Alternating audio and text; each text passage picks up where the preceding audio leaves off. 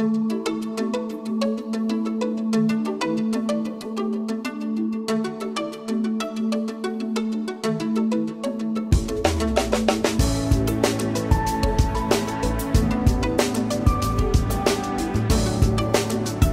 of Northglenn, Channel 8, keeping you informed of events in your community.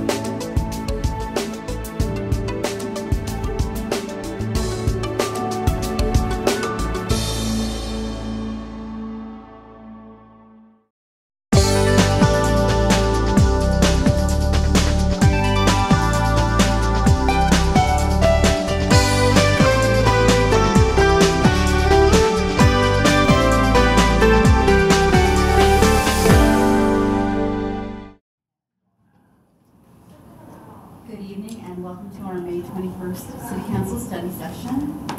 I do hear some late coming council people in the hallway, so maybe we'll wait for just a minute to call roll, Lisa, if it's okay. If I'm correct, I hear people. Jenny and Jordan are coming. It's weird. That's fine.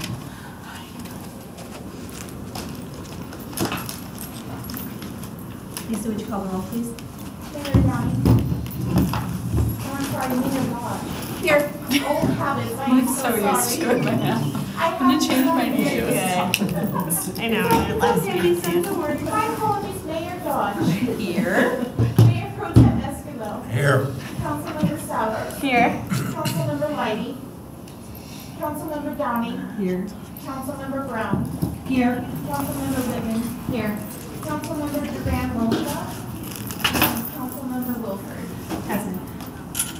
Okay, we will start with our first item, which is the traffic calming community meeting. You don't look like Rob Weber, so it's Kent Kisselman in charge. Good evening, Kent. Good evening, Mayor. Good evening, Council. Thank you for having me. This will be a second session from our March 5th meeting, which we had Melody and Claude. On March 27th, we had the 112th place in Livingston. We held that at the Senior Center. We had, for 112th place, 5 citizens out of 61 showed up for that, which is roughly 8%. And for Livingston Drive, 12 out of 38 showed up, which is roughly 32% of that. Both outcomes were very similar to the Melody and Claude.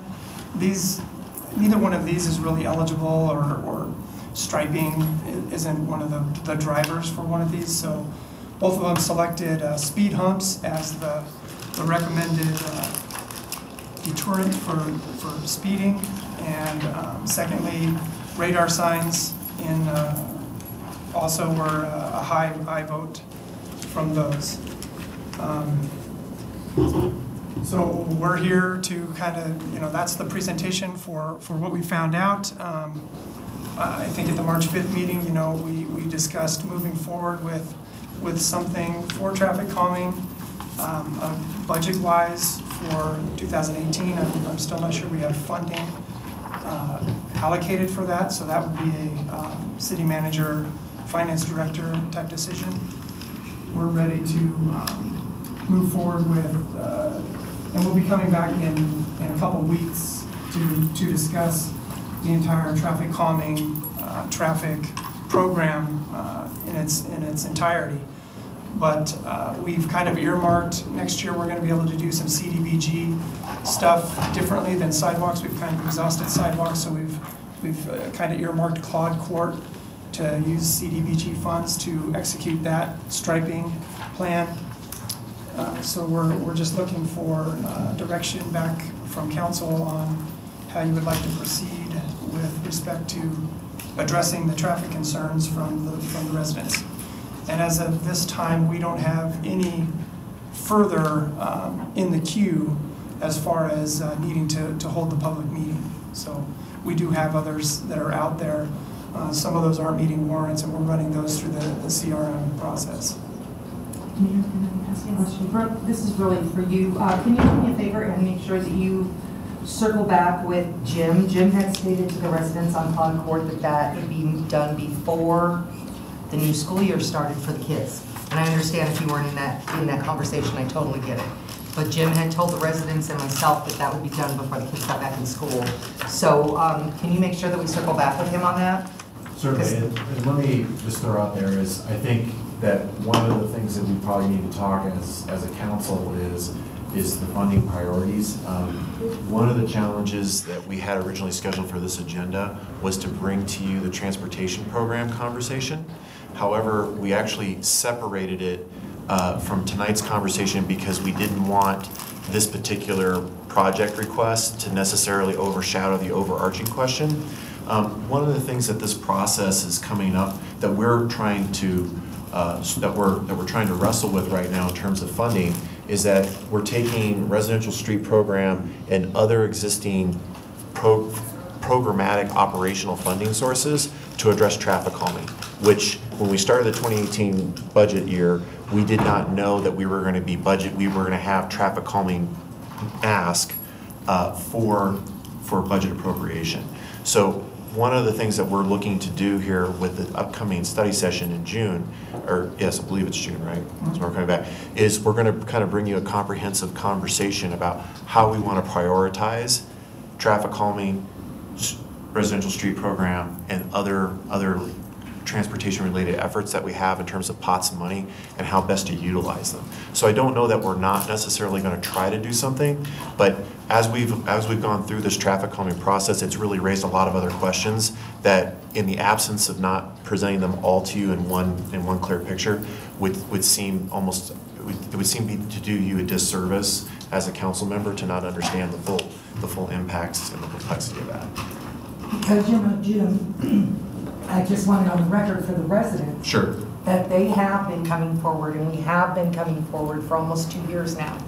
And we need to get this done for them before somebody gets seriously hurt or killed coming around on Clark Court. So just note to yourself, and I'll follow up with Jim when he gets back, but I will be very upset if this isn't taken care of before we go into the next budget session, just so everybody knows. Understood. Thank you. Lisa, can you note that Councilmember Graham? Thank you. I'm sorry, Jim. So the last time that you guys came before us and shared updates from some of the previous meetings, including the areas in Ward 4, we talked about how, I in particular talked about how I didn't want to wait until 2018, 2019, 2020 to see some of these things implemented. And I had asked if staff could take a look at what the residents want and try to figure out what things could be put in place this year and as quickly as possible early next year to kind of start curbing some of the problems and changing some of those behaviors. And so I'm curious, two things. One, if you have any sense of what that could look like that we can discuss tonight, or if that's going to be part of the conversation in June.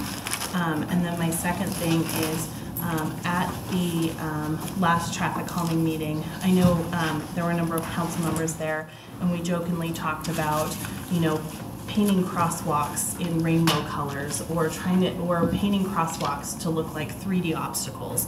And I think, while it was a lighthearted discussion, I think No, it wasn't. I'm getting to the point that Becky and I were very serious around what creative opportunities do we have that might, that we can try to implement that might offset some of the costs of some of the larger issues, because we're seeing really creative initiatives implemented in cities across America, and so I want to know what can we do here in Northglenn. So I just gave you a million questions.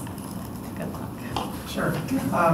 Yeah, again, it comes down to the dollar. So, I'm not the dollar person, but, I believe, we kind of have estimates in there of each speed hump, a temporary speed hump, and I think we've kind of settled on that would be the best approach because we could, move it or adjust it as necessary. But those run about $6,000 a piece, and, a radar sign is about $7,500 a piece. So spacing on those, 500 for a speed hump, 2,500 feet apart for a radar sign. I think some of those measures can be effective, and that's what some of the folks want. The striping is much larger, and that's a allocation that would have to be, again, recommended by the city manager or finance director. But you know, it comes down to the dollar. So when somebody says, here's some money and here's what you need to do, then we can begin looking at these areas with, you know, and putting together some sort of design of what that may look like with some mitigating measures until we develop a larger plan.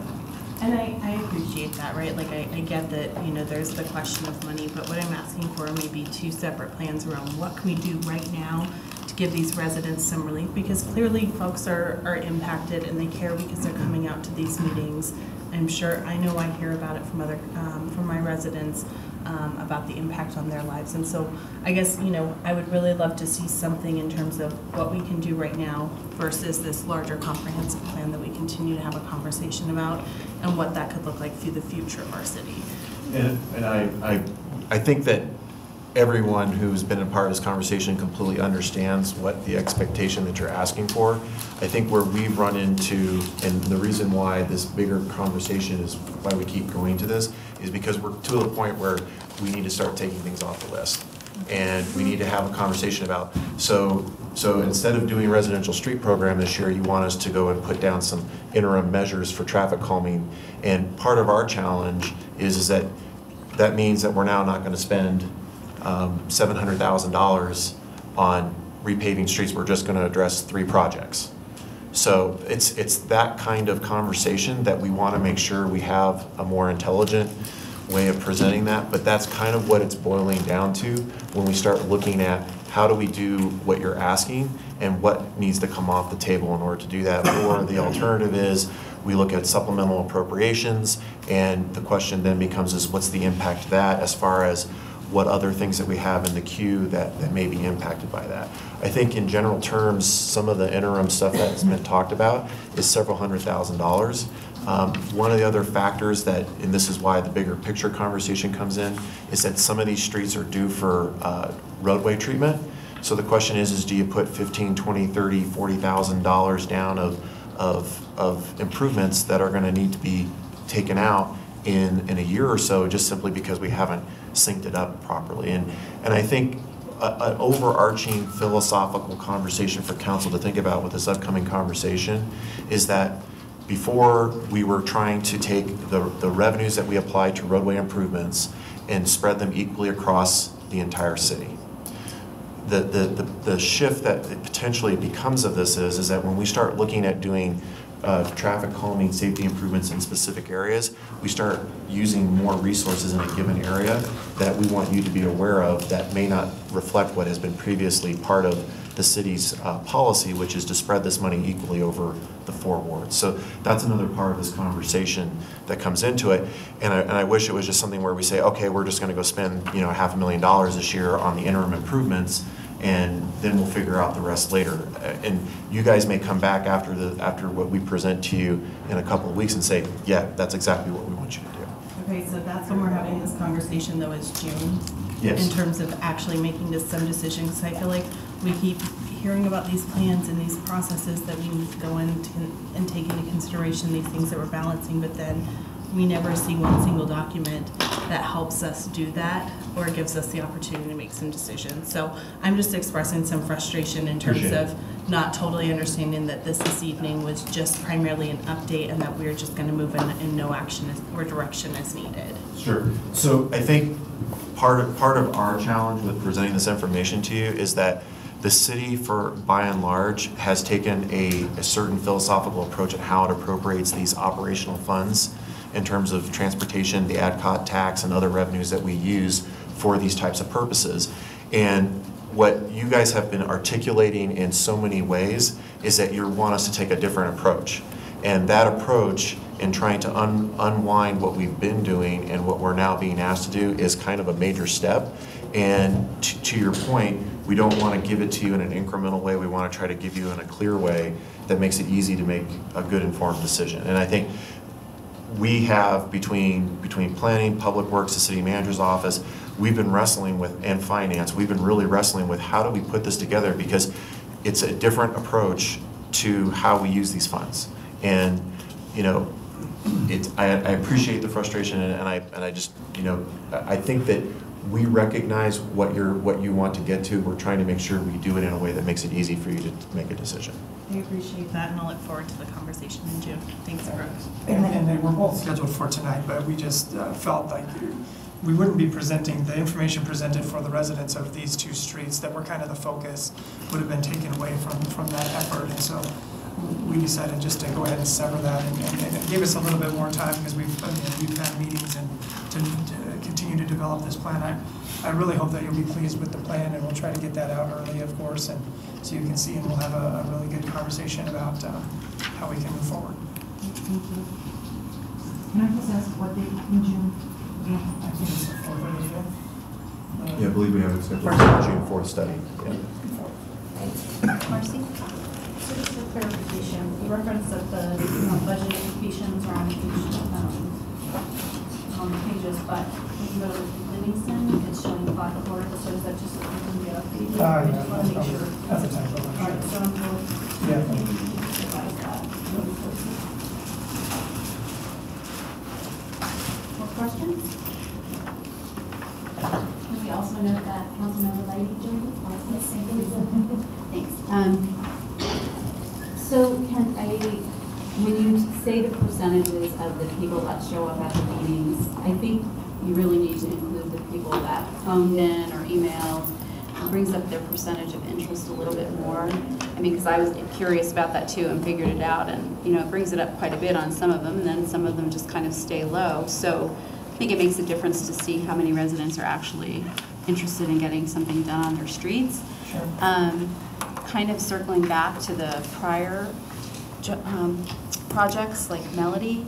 So Melody's included in what you're talking about, right? Mm-hmm. But what were we talking number-wise on that one? So it ranges roughly, and help me out here, Ken, I think it's like the low end for just putting down the paint for most of Melody, I think was in the $260,000, $280,000 range. And then Melody is due for a mill and overlay. So it kicks it up to a couple $1 million for that. And so one of the things that we also struggle with is, and this is where I think the challenge, at least as I see it from my perspective, is that we've been using operational funds versus CIP. And so the question then is how do you program that and how do you appropriate it? And what's happening is that we're seeing that these traffic calming are really sort of kissing the ceiling of not an operational, like annual budget appropriation, and something that gets a little bit bigger into a CIP program. And then when you're talking about a $2 million roadway improvement project, that theoretically could tie up the ADCOT tax that we get, which is approximately about $700,000 to $1 million, which we typically use for residential streets, and also some of the revenue for the 4 mills that you guys recently passed in perpetuity. So that just consumed all that money, just that one project. And that's what we want to be able to present to you, is to understand that context. But wouldn't the mill and overlay come out of the appropriation that we usually use for that? Right, but we also are using that money right now for other. So the thing is a lot of the money that we would be using towards these projects has already been identified for other types of programmatic and operational expenses that we do on an annual basis. And it's basically shifting from that approach to a different approach to address these types of issues. So I appreciate that you're bringing it back on the 4th, because I think we need to get on it as soon as possible, since we've had so much interest and we keep looking at new sections, and it's just going to add to the cost. So yes. Okay. My kiddos are at school, not personal, just all the ones out in the. Thank you, Mayor. I just have a quick question. Councilmember Wolford mentioned something about painting the streets or doing a 3D effect, or is that something we can look in doing in the immediate, or how would that work? Well, I guess the question is where would we do it and what would we be doing? And yes, we can. Okay. But once again, it's a question of, is that if that type of 3D treatment costs, like a thermoplastic crosswalk is about $2,500 to put down. Is that about right? Yeah. Thereabouts. So, I mean, just a thermoplastic, that's the heated tape that we put down, that's $2,500. So a 3D for another crosswalk could be more than that, because that's probably a custom treatment. And then the question then is do you have to do anything special to the asphalt to accept that and everything else? That's the things that we don't know. But I mean, when you start doing a couple of those, and the next thing you know, it starts to add up. And the question then is are we getting the best bang for our buck in that exercise? Yeah, that's, Go, please. No, you want to take it or me? No, well, I mean, the only thing I was going to say is I'm not, my interest is purely in, what would it cost? Has it been proven to change behaviors? What are some of the other cities seeing? Because like I said, it is something that's starting to pop up across the U.S. And so that's what I'm asking. I understand that it can be expensive. I know that a lot of the tactics or strategies that we use on traffic calming are expensive. I just want to know if it's working. Is it something that we can be on the front end edge on? Where could it potentially work? Sure. And so I think where perhaps the communication aspect of this and understanding what you're asking for is that part of our process is that we then go hire a consultant based off the feedback that we get to do the design for these traffic calming improvements. And so where we would then do is we would introduce that and say, hey, can we look at these alternative means and methods as far as doing something like that. So that's typically the traffic calming policy process that we have set up, right, Kent? It is. Yeah, so we can do some of this research ourselves and get some hard figures as we've done with looking at the speed humps, the radar signs, and those other things. We just want to ensure that anything that we are doing is in accordance with engineering standards, best practices, and the MUTCD, which is the driving factor for all traffic control. So Sure. we want to make sure that we're not stepping too far outside the lines, but we'll certainly we'll look into that. I appreciate that, and I don't want this to be complicated, but to me it seems very simple to pick up the phone and call somebody in one of those cities and say, hey, what was the background? Why did you decide to do this? Is it working? Right? I think you guys are 3 steps ahead, and I appreciate that as staff. But I want us to kind of think about how can we push the edge a little bit, and are those solutions that could work for us? Got it. I think I think you were assuming that you were telling us to go do that, so we just took it as a given okay. Yeah, we can definitely reach out and do that. thank you. I just want to do one more on the record. The day after Jenny and I talked about this particular situation at the neighborhood meeting, I did speak to Jim, so I'm curious as to why we still don't have anything on that. So if you could put that down too, Brooke, I'd appreciate it. This one's a hot, I mean, I don't get crazy. On what specifically? The 3D crosswalks and the, in fact, I provided him with information from different cities. So I really want that brought forward with our next conversation. We just can't go, and I really felt like, honestly, we were laughed at a little bit about wanting to pursue this. We were laughed at a lot. And I just think it's kind of disrespectful. I don't want it just thrown off the plate because we don't get it, our staff doesn't get it, or it seems like a waste of money to them. I want to explore it, okay? So can you make sure it's on this next one on June 4th, please? Any kind of information you can gather? Marcy, I just want to mention, I know Denver just had an article about the rainbow crosswalks that they just put in, so I think a quick phone call. So just By the 4th, we could have an answer, just how much it costs for them to put it in. I think it was a 4-lane road. So just to say for the rest of the council, so the consensus is to come back on some more information on the 3D information for the next study session? Mayor, Yes. and I was part of that conversation, and I agree totally. It was very lighthearted conversation, but all of us, there was 3 that definitely asked to pursue that. And so it's very disappointing that staff didn't include any kind of information in this. They just definitely went down the path that they had chosen to go on before we ever talked about the 3D. So I'm glad I didn't know you had taken that to Jim, but that should have been followed up then with that included in this information. So when I didn't see it in here before, I was very disappointed, and I was waiting for tonight to say something about it, so. So I just want to close the loop. So the general consensus is, because for that point, is that the general consensus is the rest of the council would like us to bring something back on the 3D. Yes, please. Okay. Thank you. Any other questions?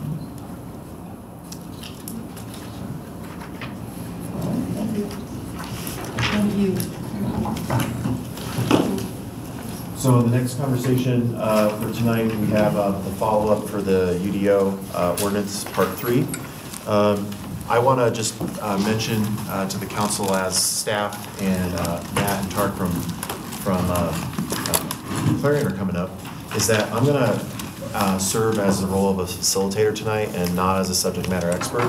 So I'm not going to be weighing in on the conversation as much as I'm going to try to help facilitate consensus and kind of talk through some of the, help clarify and make sure that we have everything down.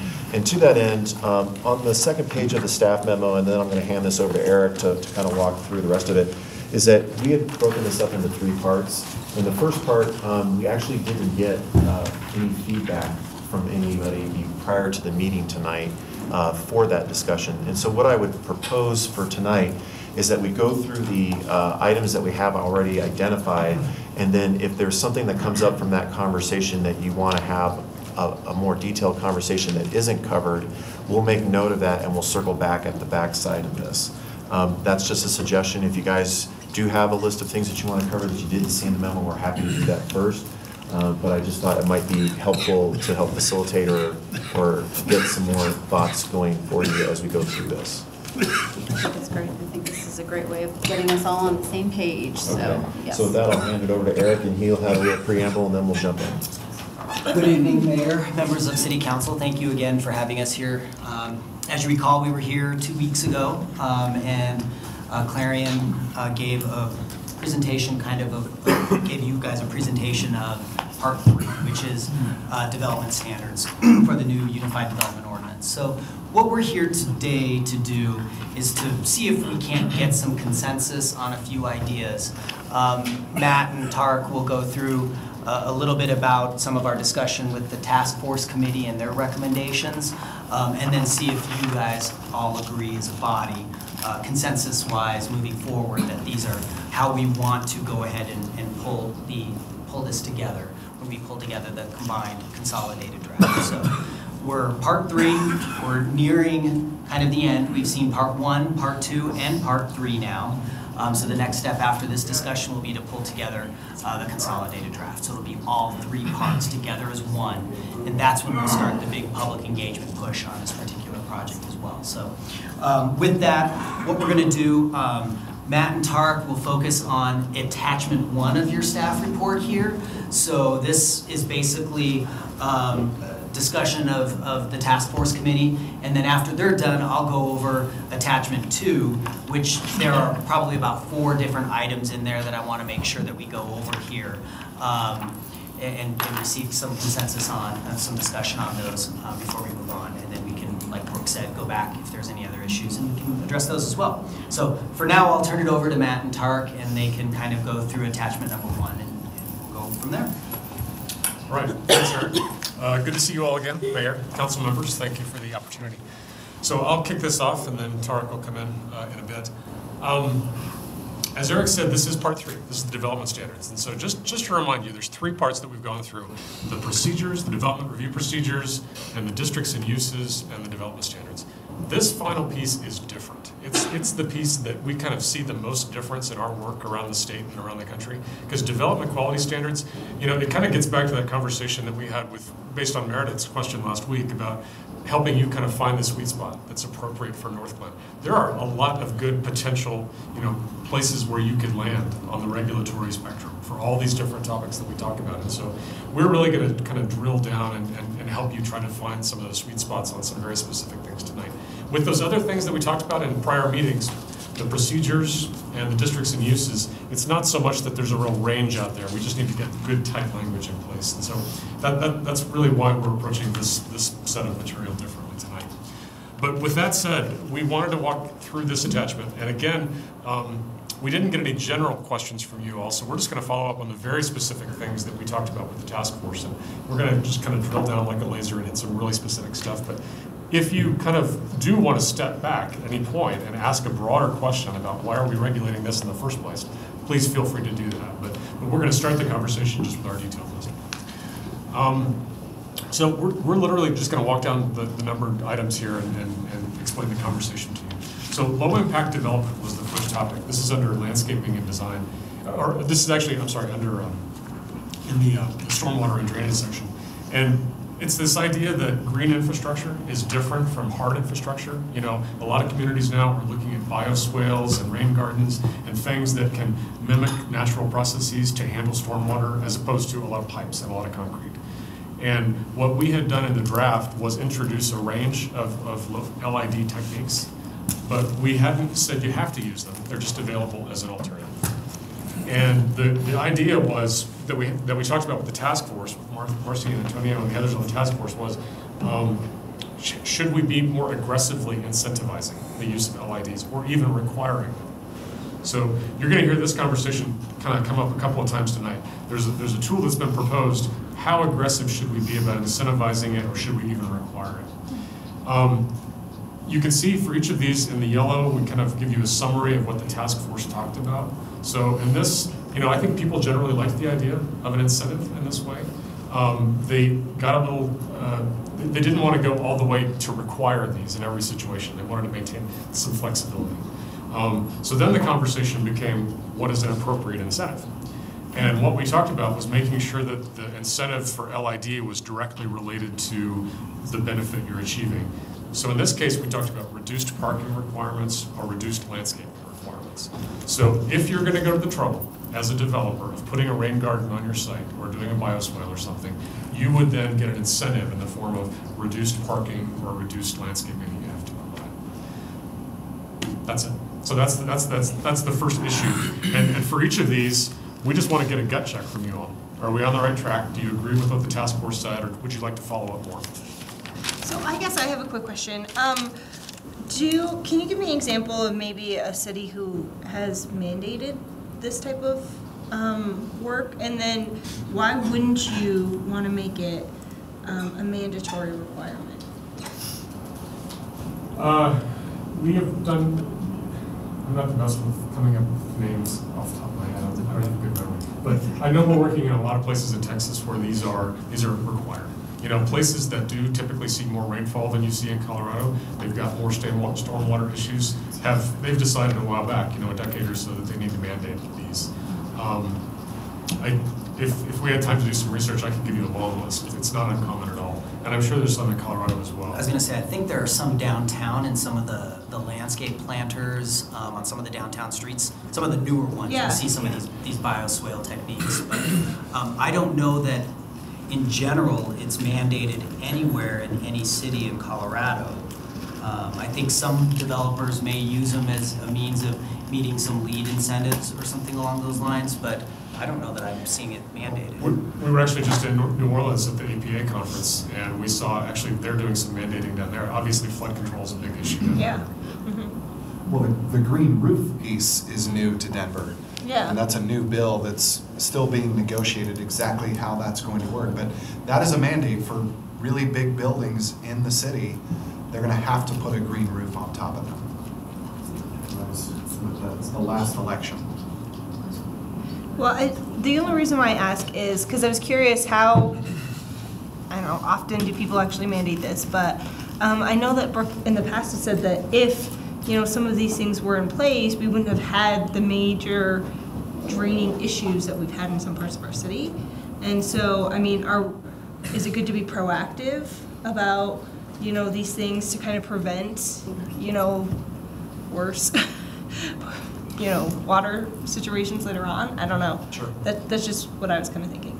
Introducing these through incentives is a good way for your staff and your development community to start to become familiar with them and to figure out kind of what works in what situations. And then that's often a first step that communities go through. And then they decide, actually, we do want to mandate this in certain situations. So this can be a stepping stone to actually requiring these. But you might want to talk further with your engineering staff, or I don't know, if they really think this is some serious enough situation that they want to mandate it. You know, as a general rule, the question then becomes is this methodology, what is its implication to the cost, to the site, and to the project, and whether the market can support that based off of what is being developed on that site. You know, I think to the extent of the comments I've made in the past is that we had no standards when a lot of things got built. And so this is taking what the engineering standards are now and kind of giving them a plus value to them. I think in some cases, communities can also look at this as an opportunity to let developers know that would otherwise do this without a mandate, knowing that the city is open to them to begin with. So I mean, that's another aspect.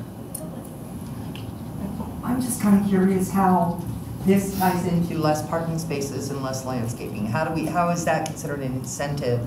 Because I'm not getting that. I'm sure that everyone else did, but I'm just not getting how those two tie in and what the real incentive is that would be giving somebody. You might be designing a parking area so that the whole thing is anchored by a kind of a center rain garden. So that you've got a big kind of natural area in the middle of that parking area, and the whole thing is kind of slanted inwards, so that all the drainage for that parking area is going to be concentrated there, where it can be just permeating into the ground. In that kind of a situation, that's a real benefit for the site, because you're not going to have as much runoff onto other sites. You're treating the water there on site. Hopefully, it's going to be less runoff, with pollutants that goes elsewhere. But you do need some space to create that area, and so we're saying you can take some of the space that you otherwise would have had to provide parking for, and you can use it to create that rain garden. So it reverts back to the code that we have that says how many parking spaces need to be back. Yes. They follow that. Okay. And it's the same concept for landscaping. So you're separately in the code, the landscaping set says you've got to have X amount of trees and shrubs for a new parking area. And we're saying, well, if you do a rain garden, you're actually providing some new green benefits on site there. You don't have to comply with these other, standardized landscaping installation requirements, because you're providing this rain garden. That's kind of meeting the same benefit. You're putting some green stuff on the site in a different way. I mean, developers look at a project as, a cost. And so if we're trying to get them to do these best practices, these LIDs, they may say, hey, well, I'm not spending as much money on paving, surface areas, so maybe I can put that into a bioswale. That's also maybe a little consideration, as it's, putting some money from here to there. Might give them some incentive to do some of these better practices. But we're not looking at any kind of a cash. It wouldn't be a monetary from the city to them. Okay. It would basically be something in the code that says you can reduce your landscaping by X%, or your number of spaces by 5, or something like that. Well, another incentive, I think we tossed this around with the task force, was something that would not have to live in the code, but if you wanted to expedite approvals or the review process through engineering for those that were coming in with LID principles, they would go to the top of the stack, basically. That's another way you could incentivize this type of improvement. Because time is money. I was just going to say that as far as the task force, one of the considerations was the financial impact, that more so on the smaller developments, the financial impact enforcing mandatory restrictions would impact those developments. And also keeping the line of communication open between the developer and planning to be able to have a more fluid conversation about options. That's why we didn't suggest for it to be mandatory. Antonio, do you? No, I agree, 100%. Anybody else? William? I have a quick question. So over in the Huron Center area, where there's the new retention pond, is that considered the same sort of thing because there's grass there? Or is that, and there's less concrete? No, that's this would be a level above that. You might argue that some of that infrastructure could meet some of this, but I wouldn't say that it was designed with a low impact development standard in place. And this, to your comment earlier, is an area where we did not have regional drainage for the region and the site, and so there's two things that happened at Huron Center: their on-site detention and then the regional pass-through. Without what we did, would flood the center. That's right. Okay, that makes sense. I was going to say I just Googled some of these, I guess, the low-impact developments, and it looks like there's a lot of space for like trees and flowers, which I actually think is kind of cool because we're adding in green spaces, and then it's great for our pollinators, and especially if we're adding in, you know, trees, I think it's great for oxygen levels as well in the city. So I think it's really cool, and I support it. So if I may, this is my facilitation style, so roll me over or not. So there was conversation about whether or not to make this a mandatory or not, and I guess can we have everybody weigh in on where we feel about that at this point? If we don't necessarily need to make a hard and fast decision tonight about whether we want to make this mandatory, but more for us to get a gut, as Matt was talking about earlier, a gut check on the direction you think you might want to see this go. So, all those in favor of mandatory, raise your hand. And not mandatory. I think it's a good place to start, and like you said, we could maybe implement mandatory in the future, but I think baby steps on something like this would be good. Okay. So. And then the other comment that that was brought up is, you know, how does the incentive type work? And I think what we can do is, as part of our messaging when we go out, is sort of put together sort of a hierarchical example of what that looks like. Typically, as what staff was talking about, this is sort of, you know, we can modulate some of the requirements, whether it's the entitlement process or whether it's a parking standard or landscaping standard. But the general concept is that you guys are open to basically the basic principle of this, which is an LID with an incentive-based approach. All in favor of that? See nods, yes? Thank you. All right, thanks. All right. We're 1/16 of the way through. No. Let's keep moving. Access and circulation, that is how we keep moving. And remember, this new section has to do with not only connecting sites to other sites and neighborhoods to other neighborhoods, but connecting pedestrians and other modes of transportation and people to the buildings within a site. So how are we thinking about all of those moving parts? One of those conversations that came up was, how do we treat hard surfaced driveways? How do we treat the driveways in residential areas? Should they be paved? Is gravel okay? Is dirt okay? And so right now we have it drafted to say that it's got to be a hard surface material, and that is defined to mean asphalt, not asphalt actually, concrete, or other typical hard surface materials, not just crushed granite or gravel. We talked to the task force about this as well. We understand there's a lot of properties in Northglenn now that do not have a hard surface driveway, and some felt that maybe that was okay, but most people felt that no, this is something that's actually an aesthetic issue and a nuisance issue. So should we retain that standard that residential driveways be hard surface, is the first question.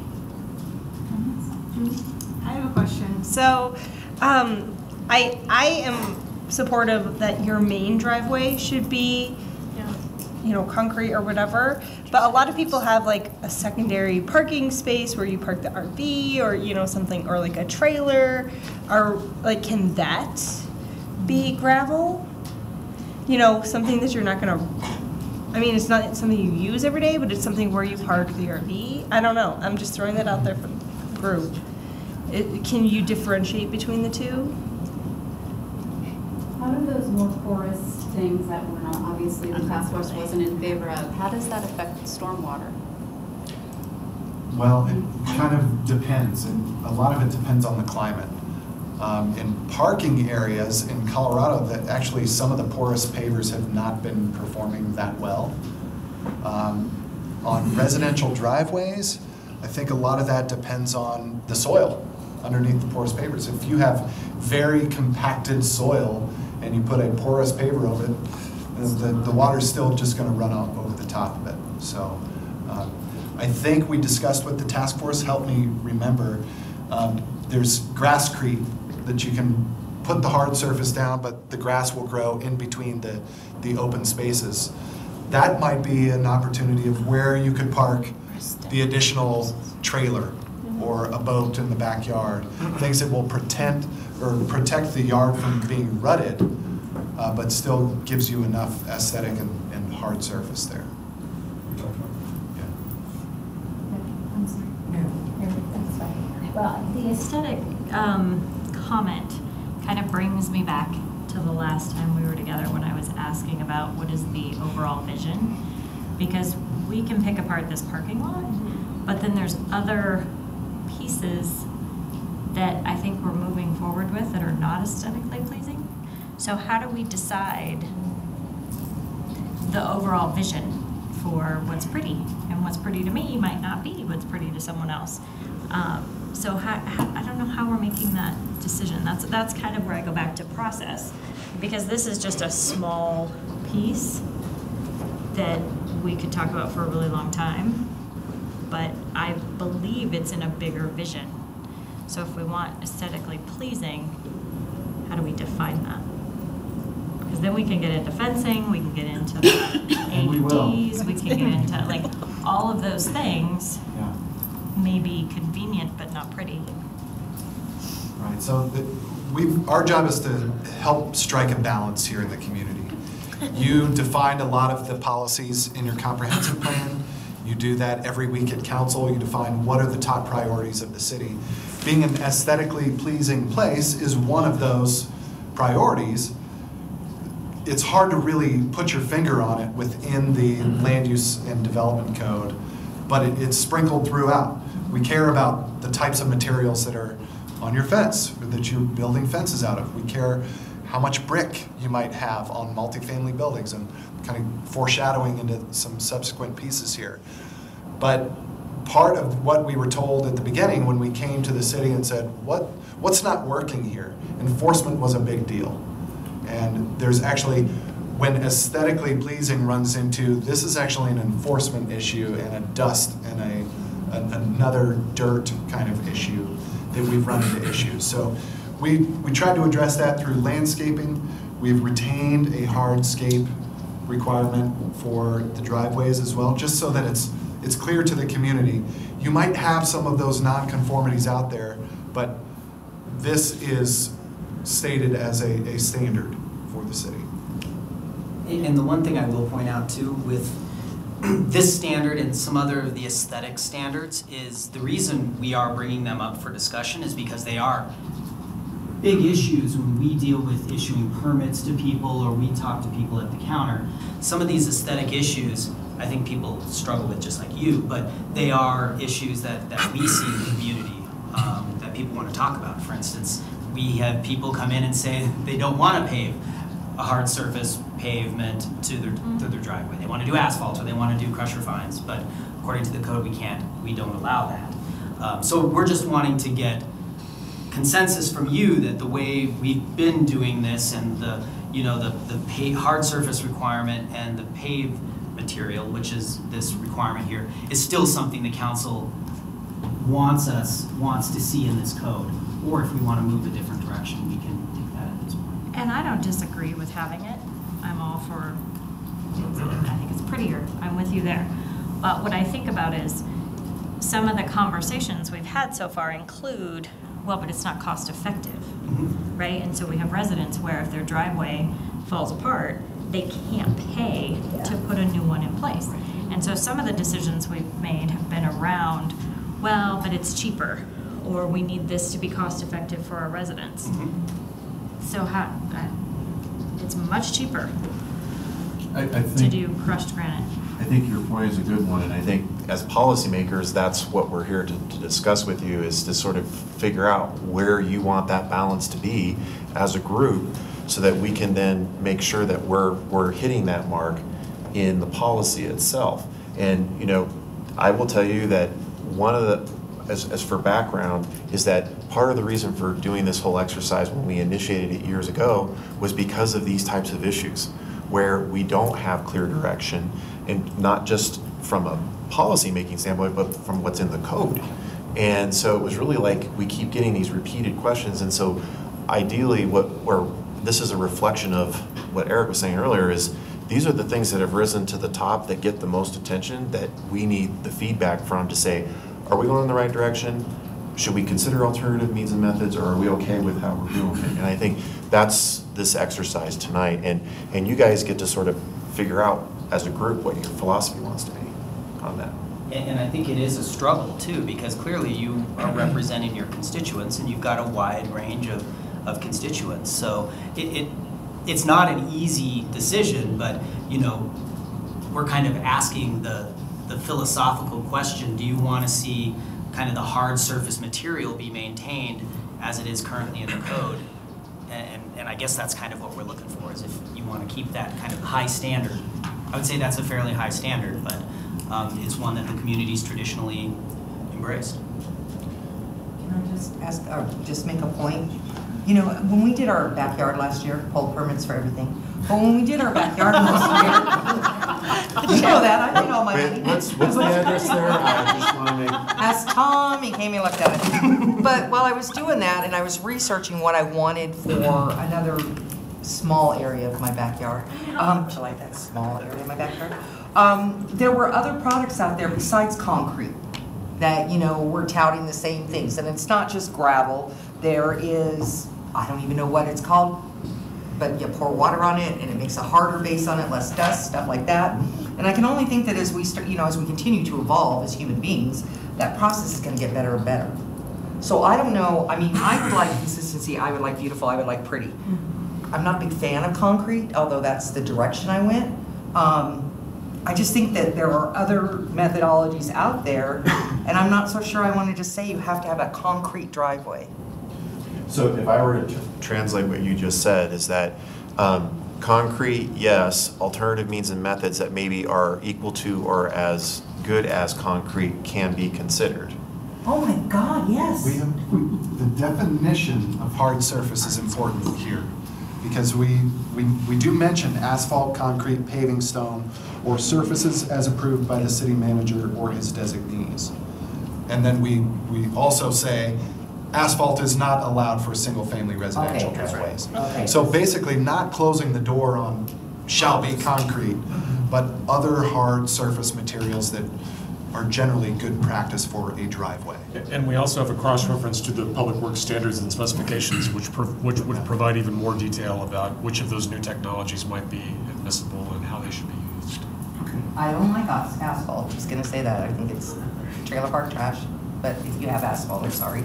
I do like them, I wanna see them nice and pretty. But there's a lady down the street that has a really nice and pretty gravel driveway, you know, and they take really good care of it. I like that too.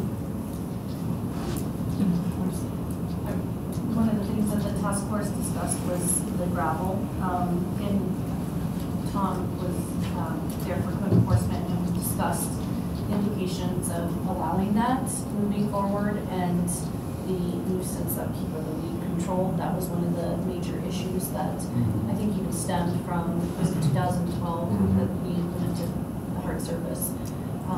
And I think we were assured that there's ways of controlling that if we wanted to continue to allow the gravel. We also talked about the diamonds, where they could have like a diamond process with the green in between it. But I think there's something in the code that talks about the length and being able to have space where your oil isn't dripping down into. Is that correct? Sounds correct, yes. Yeah. Okay. So is that something that's currently in the code right now and a clear guideline? So if someone wanted to install that, it would be. I don't know that it's clear. I know that it's in the code. Because I think that was one of the things we talked about at the task force quite a bit, between allowing it and not allowing it, and I think consensus was also no asphalt. So can I clarify, kind of going back to Julie's question about additional spots, whether it's that second RV trailer spot, or are we differentiating front yard versus backyard? Like if it's behind a gate, can it still be gravel? And then the number one question I have is, what happens if they do it? Like, code enforcement looks like what? Yeah, those are the great questions. So we got into this in great detail last time. Are you even going to enforce what's happening in a backyard? And we have to look at all of these different sections together, because there's a minimum landscaping requirement that's a little bit higher than it currently is in your regulations. There are building coverage maximums that tell you how much your building can take up of the lot. So a lot of different ways to get at water quality and making sure that you're addressing that issue.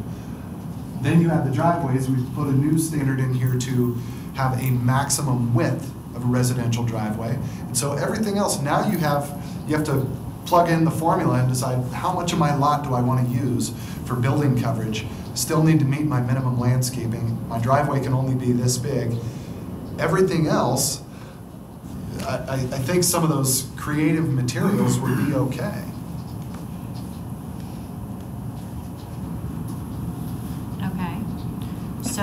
So I don't know that that answered my question about front yard, backyard.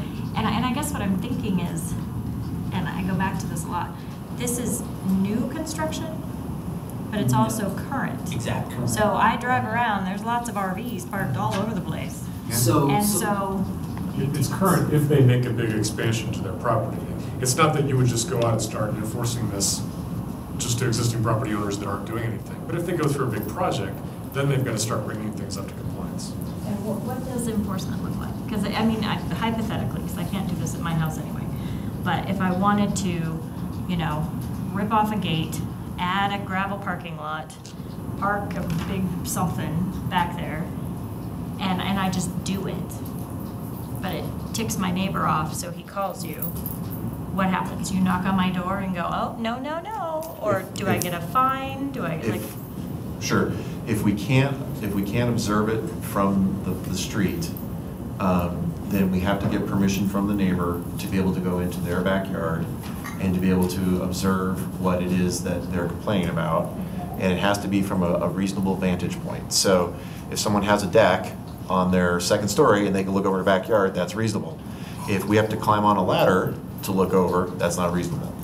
So, so then we would have to determine, is what you have done not in compliance, and then we would contact you and then issue a notice of violation and then give you an opportunity to correct. If you don't correct, then we would either issue a summons, a citation, or potentially an abatement, all of which is based off of whether it's a life safety issue or which means and methods would be give you the most proper due process.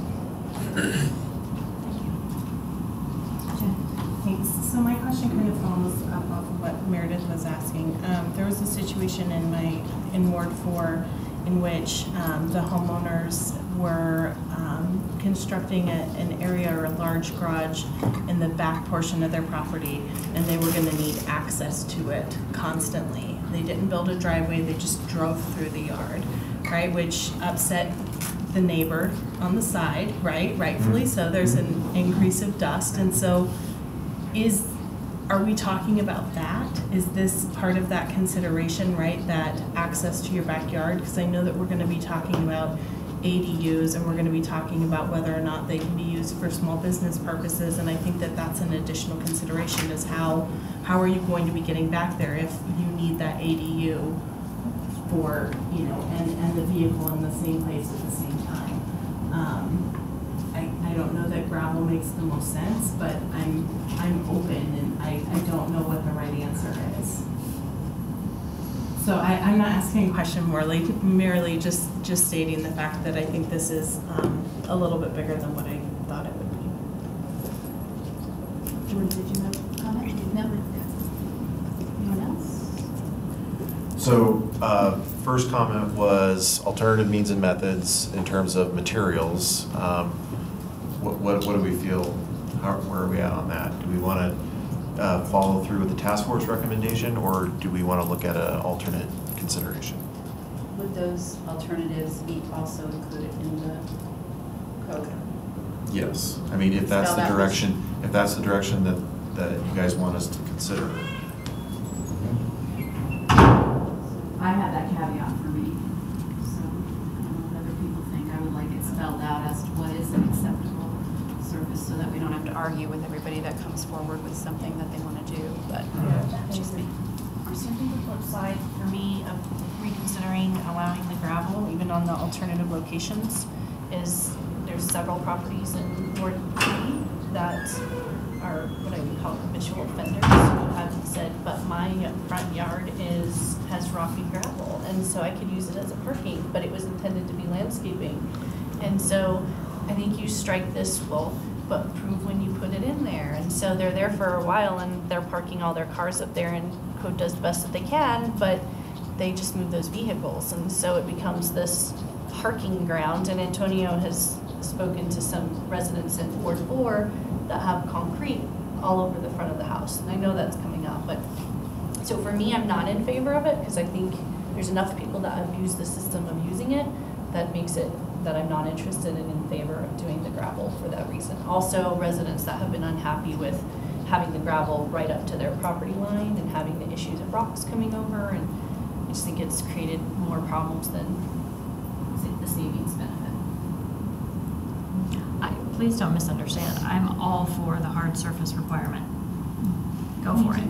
I'm just trying to balance. Are we trying to be cost sensitive to our residents, or are we trying to be aesthetically pleasing? And we have to balance that all the way through this process. So I guess the question would be, how many of us agree with what the task force recommends, which is keeping the hard surface requirement?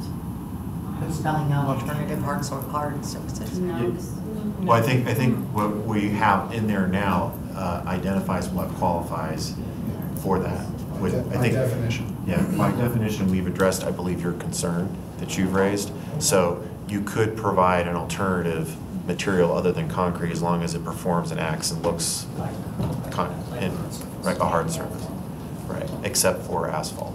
So I think it kind of strikes a little bit of the definition of the term strikes a little bit of a medium and flexibility to the point of equity of cost versus maintaining a certain standard to avoid the gaming of the system.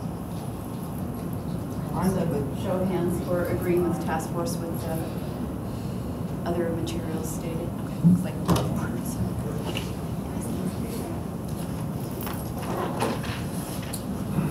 All right, let's keep moving. Internal parking area walkways. So if you look on page 19, this is where we introduce this new standard for large parking lots, which we've defined of over 100 parking spaces, have to include a pedestrian walkway or sidewalks through the parking lot to the primary building entrance. Another way of just making sure that people have a way to get from their vehicle to the building entrance. We, again, talked at length about this with the task force. Some of the issues are that this can be really good for people with limited ability. Can be good for people of all ages with varying abilities, but it does take space from your parking lot. If I need 50 spaces and now I need 112 spaces and now I have to put in a walkway, that chips away at my overall site. The task force supported the requirement in very large parking areas like the marketplace size, saying that right now it's really difficult to get around that parking lot on foot. But mixed support for the smaller lots. Just to give you an idea, I think we put some comparisons here in the footnotes. At 100 spaces, which is where we set that threshold, this would apply to the Safeway and the Cracker Barrel, would not apply to the Walgreens or the Vitamin Shop.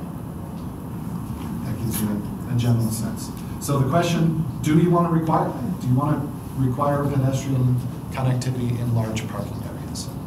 Over in Webster Lake, I assume there's more than 100 parking spots there, and is the fact that there's kind of some sidewalks, like, is this an example of what it would look like? Possibly. I would say that the challenge with the sidewalks there, they go around the perimeter. They don't necessarily go through and create the connectivity, but you could make the case for that. I think if you look over where the Super Target is, they have those ped islands, the concrete islands. That's kind of the approach here.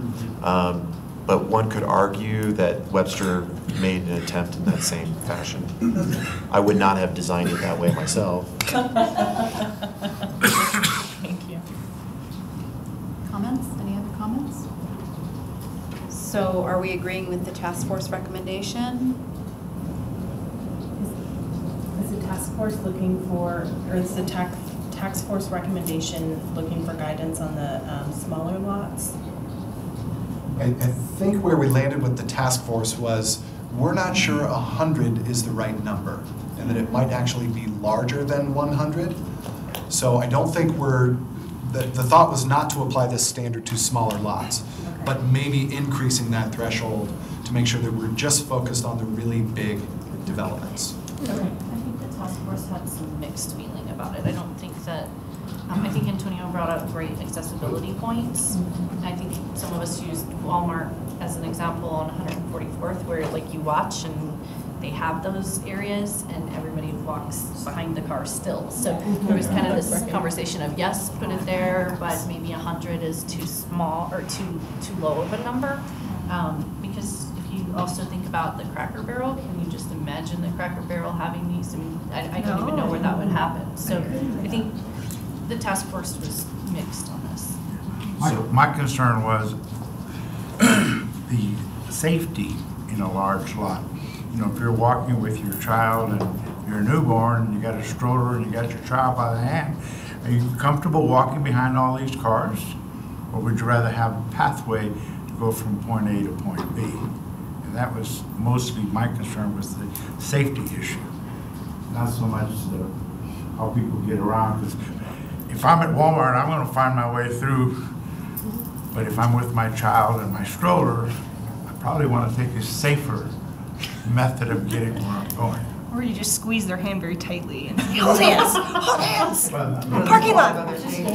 Just take them in the direction you're going. Well, and I think, like when I visit like Target or like the big Walmart or anything like that, like those big parking lots, like I'm not always guaranteed a parking where the pathway is going to be. I mean, so honestly, I like that. I like the idea of it being a larger number, because again, at Cracker Barrel, I can't really see it there. I mean, I think it needs to be for bigger lots than 100. And what would that number look like? So Walmart is about 167. Webster Lake, yes, the grocer. The Webster Lake is, I believe, around 265. Just to give you by way of reference, and I believe the Huron is 400 spaces.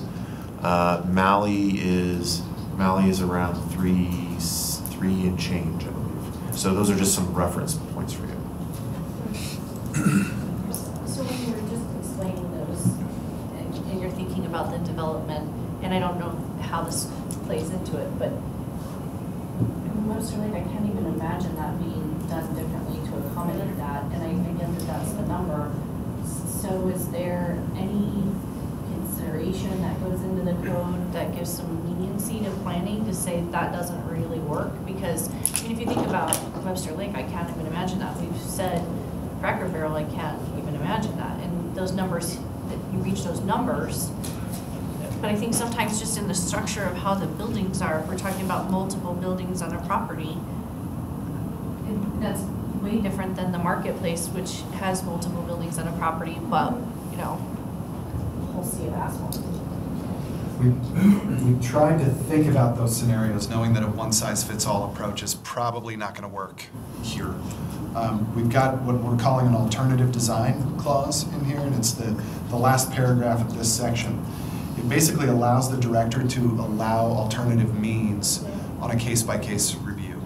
To say, all right, we know it's a challenging site for various reasons. You're trying to fit in a lot of things.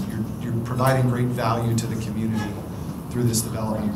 You just can't make that parking area work for some reason. This gives him the option to make that choice. And I think that to the extent that almost everything we're talking about is going to be an infill redevelopment project, and so that's why that flexibility provision's in there. I think from a certain standpoint, it's a question for you guys when we talk about aesthetics versus cost. Is this what you want to aspire to? And is this something that you think is important when we look at how we approach infill redevelopment?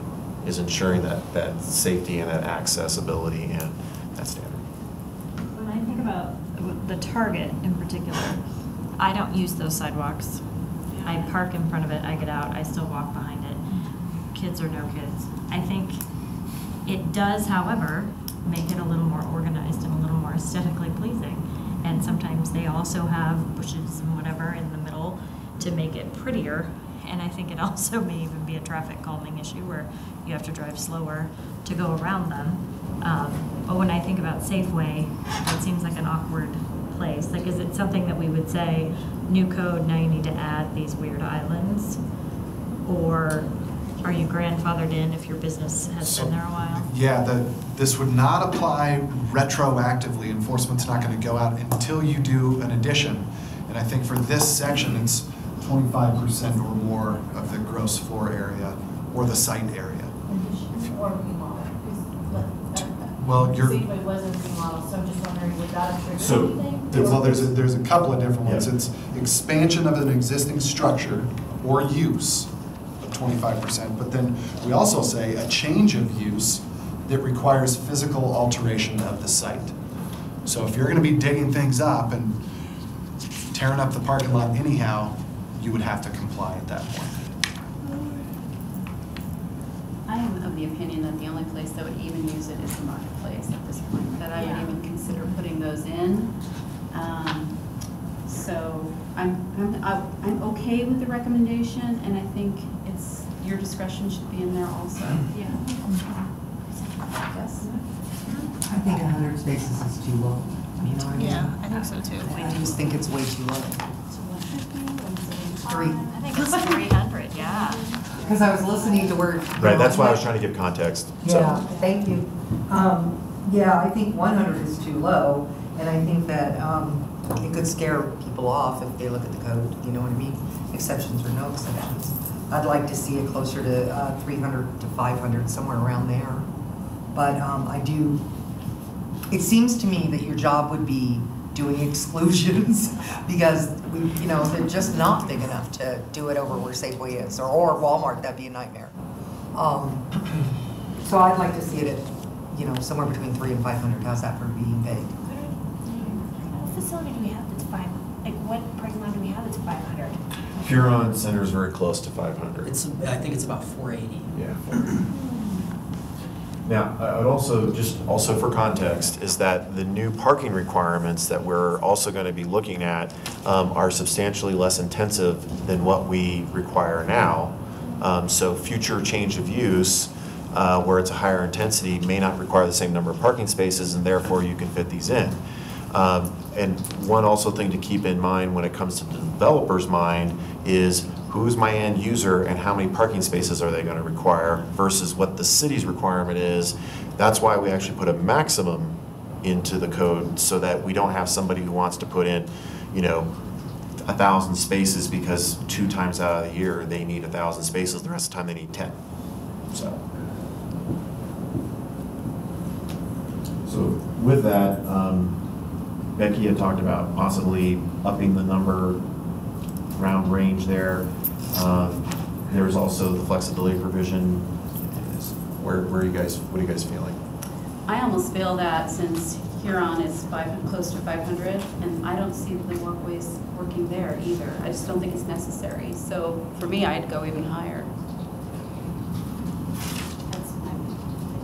You could do 400 with the flexibility and provisions. Split it right in the middle. Yeah.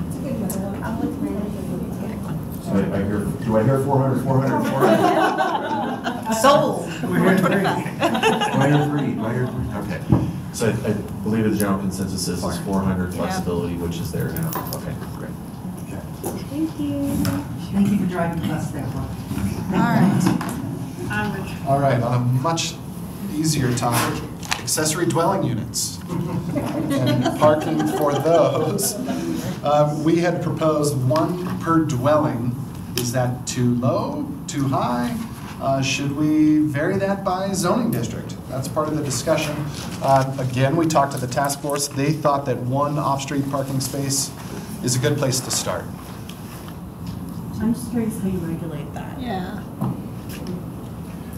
I would say that when we do permitting, Yeah, I would echo that. When we do permitting, what we would do is we would ask for them to identify where they're going to park. Keep in mind, there's already 2 spaces required for single family detached right now in the code. We'd have them identify where they're going to have those 3 total spaces identified for off-street parking. But you don't own outside parking. I mean, I can say that I'm gonna park right there by that tree, but I don't own it. And Marcy might come over and wanna park by my tree Well, one you have day. to, parking has to be on a paved, an approved hard surface we just discussed. So they would have to identify driveway surfaces on their property where they would, that would accommodate parking for 3 spaces. Off-street, so you could not count the on-street parking. Can you guys walk through how we would calculate off-street parking with a 2-car garage and a driveway? Yeah, you would have to designate that on the site plan, like Eric said, through the permitting process. That's really the only way to do it.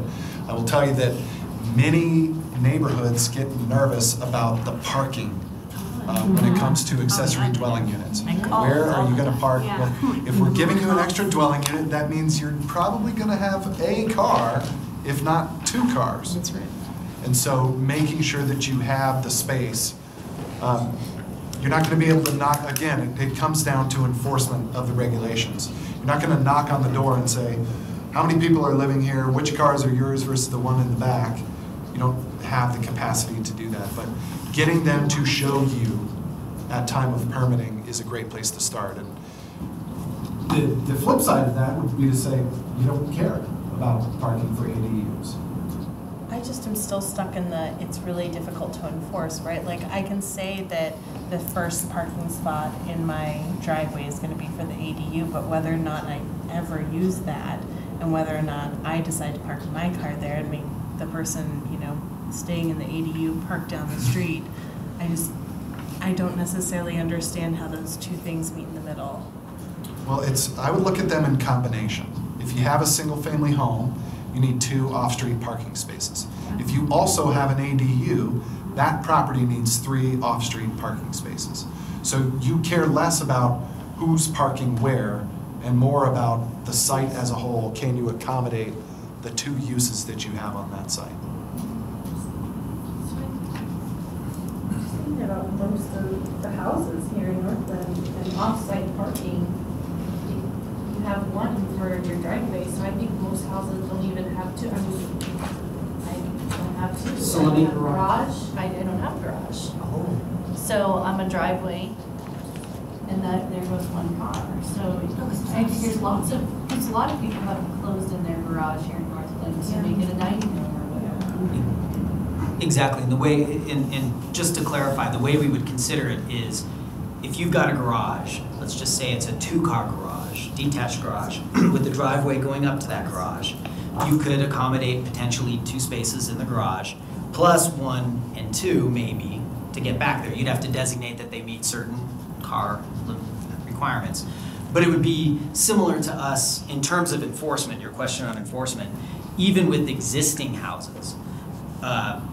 Good example, let's just say you've converted your garage into living space. You've got 1 space now in front of your house and you park on the street. It does become difficult for staff to enforce that. We can't necessarily say, oh, you can't park in the street because it's a public street, and you can park in a public street. So I see your point. It is difficult, but if they would comply with the code. If they could say, when they submitted their site plan, hey, we're accommodating 3 spaces. We've got 2 in the garage and 1 in the driveway. So that would comply with the code. But you're right, in terms of enforcement, it's a difficult thing if they start parking on the street. But it's not illegal to park on the street. But it's not illegal to park on the street. Right. I just think about how many calls I get about the number of cars that belong to one property, and I just imagine adding this in, which is really ridiculous that I'm mad about it, but like, because I'd love to see ADUs here, but the parking is a real concern. I think that was my question just now. I just double checked. I was like, I don't know, did I miss a conversation? Are we 100% moving forward with ADUs? Like, has that been decided? That's in the... Well, I mean, we presented the concept, and I think there was general support for continuing down the path. The question is that these are the types of issues that come with ADUs, and so the question then becomes, how does that balance? And maybe it's just because I'm probably on the other side of the issue, but I don't remember us doing one of those hand-raising things for that idea. Because I'm I'm not part of the general consensus on that. I have strong opinions about it for a variety of reasons. Sure. Well, I'm like, And I think that part of, that's the reason why we gave a presentation and now we're coming back and having this type of debrief, is because what we realized is when we started this process, the direction we had long ago was check in with council, they get to check the box, leave it to the task force, let them grind through the stuff, and then we just want to know what's going on. The process has changed to where there's a more active role that you guys want to play in this, and so that's why we're doing this exercise. I think to your point is that we're bringing, these are the issues and challenges that you find when trying to understand the true impact of what these types of changes mean to the community, and how do they fit with the issues that you're facing today. And let me just add, this was a discussion as part of part 2 when we talked about the land uses. I think the discussion that we had at that point was, and that the council had, was let's go ahead and proceed with this, see what the community thinks when we go and bring this out as public. But we also gave the caveat, hey, there are some requirements that are coming in part 3 that that you might need to take into consideration as part of your consideration of whether you want ADUs or not.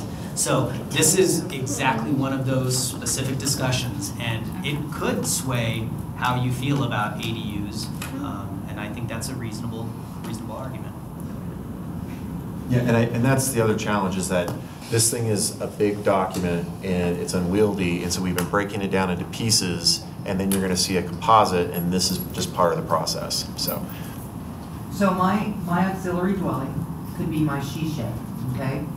I drive to my she shed. Why would I have to have an extra parking place for it? I already live there. Or like if I were to bring my father to come live with me who doesn't drive anymore, why would I have to have an extra parking place? You know what I'm saying? Yeah. If he's not going to be driving. Well, because I'll just jump right in. Yeah, you will have no way to enforce who's living in a particular building. That is much more challenging to track and enforce over time. And although your father or grandfather might be living in the property now, what happens when you sell the property? Now, does the site have enough parking? Because they want to rent it out. So it's more looking at the site rather than what's happening inside of it. So one thing that I'm kind of confused about is I thought when we talked about ADUs that they would essentially take over the garage. So like your garage would be your ADU? I think there are many ways that ADUs could be. One of them could be a conversion of a detached garage into a living space. The other could be an addition to a garage that had living space. The other could be a separate entrance, basement entrance to your house. Okay. That's set off, and you've got a basement that's you've got 2 kitchens in your house in essence. That could be considered an ADU. So there are many ways that ADUs could develop. Okay, because I was just, you can't have the off-site parking in the garage if the garage is going to be ADU. That doesn't make any sense. Well, think about the vacant sites like Marketplace and, well, eventually will be redeveloped, and Carl's Farm. And if there are alley-loaded products there with very small lots of single-family dwellings, do you want to require that, now the garage is facing the alley. Is there space in the back between the alley and the property for another parking space? That has been one of the biggest challenges in urbanizing areas with ADUs. Do you have the room in the back to put the car? Can't you just deny parking in the alleyway to alleviate that problem? There's no parking, there's a back alley, no parking. But now you're making it more challenging to accommodate the ADUs. So that gets back to the question, are we trying to accommodate ADUs or not? I'm going to go back to what Meredith said, because I remember the conversation about ADUs, okay? But I don't think that we ever came forward. We talked a little bit about tiny homes and, those kind of things, but I don't think we ever came out and decided what we thought would be an acceptable use, and what we wanted to put those around.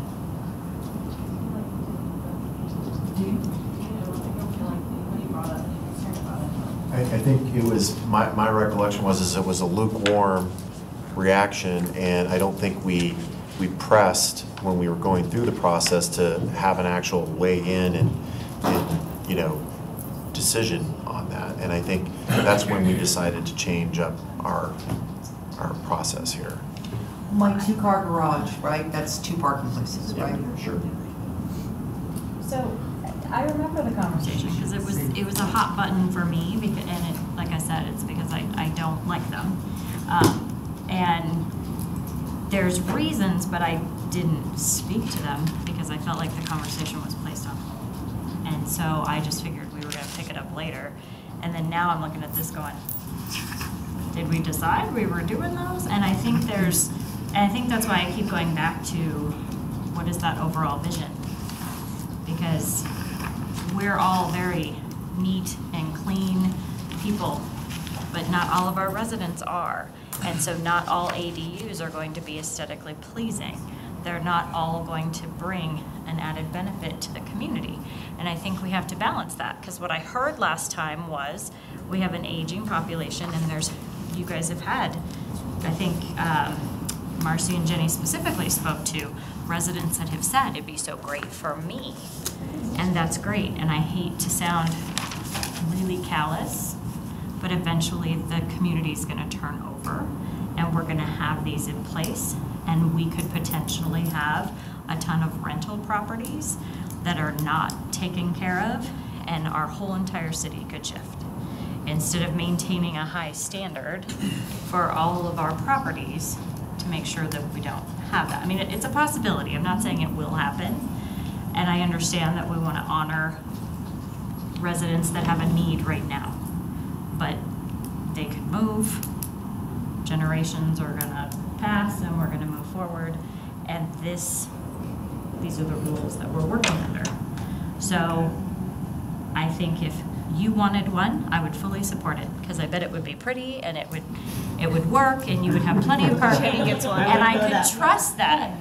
But I think when we're speaking about the city as a whole, we have to be really thoughtful about how it could go wrong. And I've lived in an environment where the ADU was trash, and the neighbor behind me turned over every 6 months, and there was a parking issue all the time, and there was, like, I just think there's a downside that we have to look at and at least be thoughtful of. I'm looking at my notes from that city council discussion as well, and that was one of the things that came up. It was a lot of seniors are asking for ADUs in Northglenn. So is this something that we want to pursue?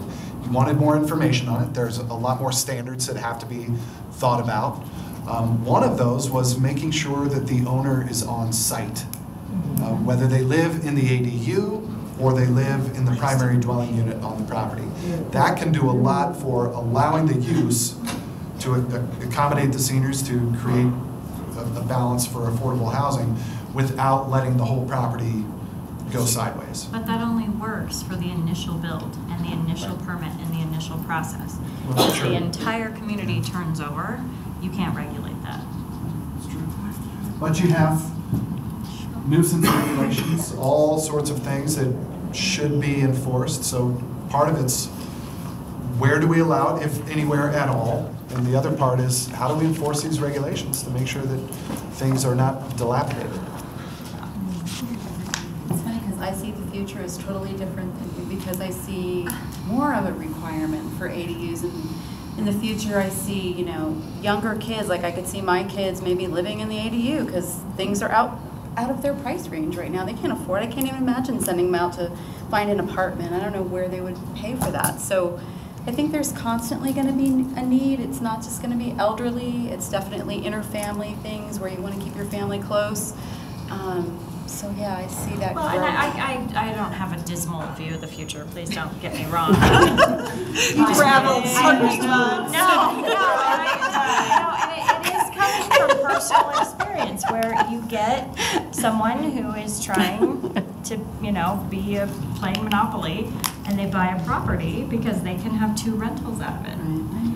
And then that could be in the future, and if there's no way to stop that, those properties aren't always maintained. So to that particular point, How does the current draft address that specific concern about turnover and dual rental? I don't think it does. So I think we basically I'm not sure if require. that ownership requirement came after our public draft or before. So, but I think the It is in there. May not be legally separate from ownership, be associated lot, structures and such. So to that particular point, is that the way it's drafted now is that the owner has to be on the property in either the primary or the ADU. All I'm saying is, I don't know how you regulate that. So essentially, it would be a code enforcement issue where someone says, you know, there's two unrelated people living in these two structures, and then we would have to go out there and see if the person who is at those two structures, if one of them is a registered owner or not, and if they're not, then we would take action with them in municipal court and contact the owner and saying you're violating the ADU regulation, and then we would go through that process. Hold on, I need to clarify that. That is what I recall the conversation being with city council, but that is not what's in the draft today. The draft today is just saying you cannot sell the ADU to a separate owner as the primary dwelling unit. It's one lot, two structures on the lot, they're both under the same ownership. Okay. So it's not saying anything about who's living where. So the question would be is that one way to address the concern that's been raised is to require that the owner must be a resident on the property at any given time. Some places have drafted it that way. Again, just think under the lens of enforcement. But you could make it a renewable permit requirement. So you could have an initial conditional use permit, and then you'd have to renew that once a year, you know, and you would evaluate neighbor objections at that time. And you're talking about setting up a new process that you all would have to charge a fee for and enforce. But that would be a way to provide an enforcement mechanism. So I think to the concern is that we have a way that we can draft policy that can address that concern to manage to the extent that we can through our framework to address that and to the extent possible prevent that from happening. So to that end, if that is something that we were to incorporate, is that something that would still then want to be carried forward as a policy decision for ADU? So when the property changes hands, so right now I put in an ADU. Yep. Then I decide I want to move to Utah. I sell my house to you, and now you got a two-dwelling property. Right. And so part of my understanding would be is that I can live on the property, but I can't rent out both units. Yeah, but who's gonna? How do they know That's that? the point. How do you know that? When you sell it, I mean, it comes into that same situation they have down in Denver with the, low-income sales. When you sell the property, you no longer have any control over it. And Antonio's moved to Texas or wherever he's going, but his neighbor, Meredith, has to put up with you because you're not like he was. How do you enforce that? So off the top of my head, you could as part of the permitting process is put a deed restriction on the property that would identify it in the title insurance so that at the time of purchase it's annotated. The conditional use permitting that Matt talked about is another process in which you would go through a permitting process regardless of change of ownership. Doesn't Denver already require that there be an owner on site when there's an ADU or an area that's being used for like Airbnb or something? No, I don't think so. That's where I was living. You have to be the primary resident for a short-term rental, but you don't have to be on site when you rent it out. Does that make sense? No, but that's what I'm asking though. It's like, do you have to be the primary resident? For short-term rental, yes. But they have, what, a 30 or 40% compliance with that? Yeah, 56. That's where I was living. So I have a question. It seems like what the real issue that we have is we don't want to see these properties become dilapidated. We want to make sure that the quality, so shouldn't our efforts of regulation focus on making sure that the property continues to look well versus whether or not we could track who's living in them? I mean, I feel like the main issue that we're talking about and that you're concerned about is that it still looks good. So why don't we focus on that? I think it's a bigger picture, and the parking is what brought it back up for me, is that sometimes, and once again, maybe it's just my current cul-de-sac, the rental that turns over every month has probably 8 cars each time. Sometimes I don't even know people moved because each rental has 8 cars. Because of the cost of housing, it's no longer like a family moves in to a single family home. It's multiple families or big families, 8 frat boys, depending on the season. And so that turns into not necessarily dilapidated, because I can think of one that has a lovely lawn, but they also are literally fixing cars all the time and have 8 cars in the parking spots. And so I'm getting calls about that property. So sometimes rentals are not always, they don't always have the best reputation. And so increasing possibly the number of that, I don't know. I think you're right. Yes, we could make sure we're code enforcing all of it. But this parking issue, they have to have a place to park. Otherwise, we're all going to get more phone calls. I agree with the one off-street parking.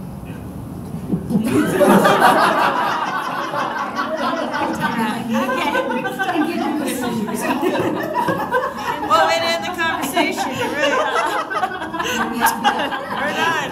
It's all about the rentals. I mean, if it's an ADU or not. No, I just had a question. Do you foresee this to be just a tool when it comes to enforcement? Meaning if we were to have this, that we would be able to go out and say, you know, you were allotted 3 parking spaces, and now that if you have 8 cars, then we can go out and start using that as the tool for enforcement?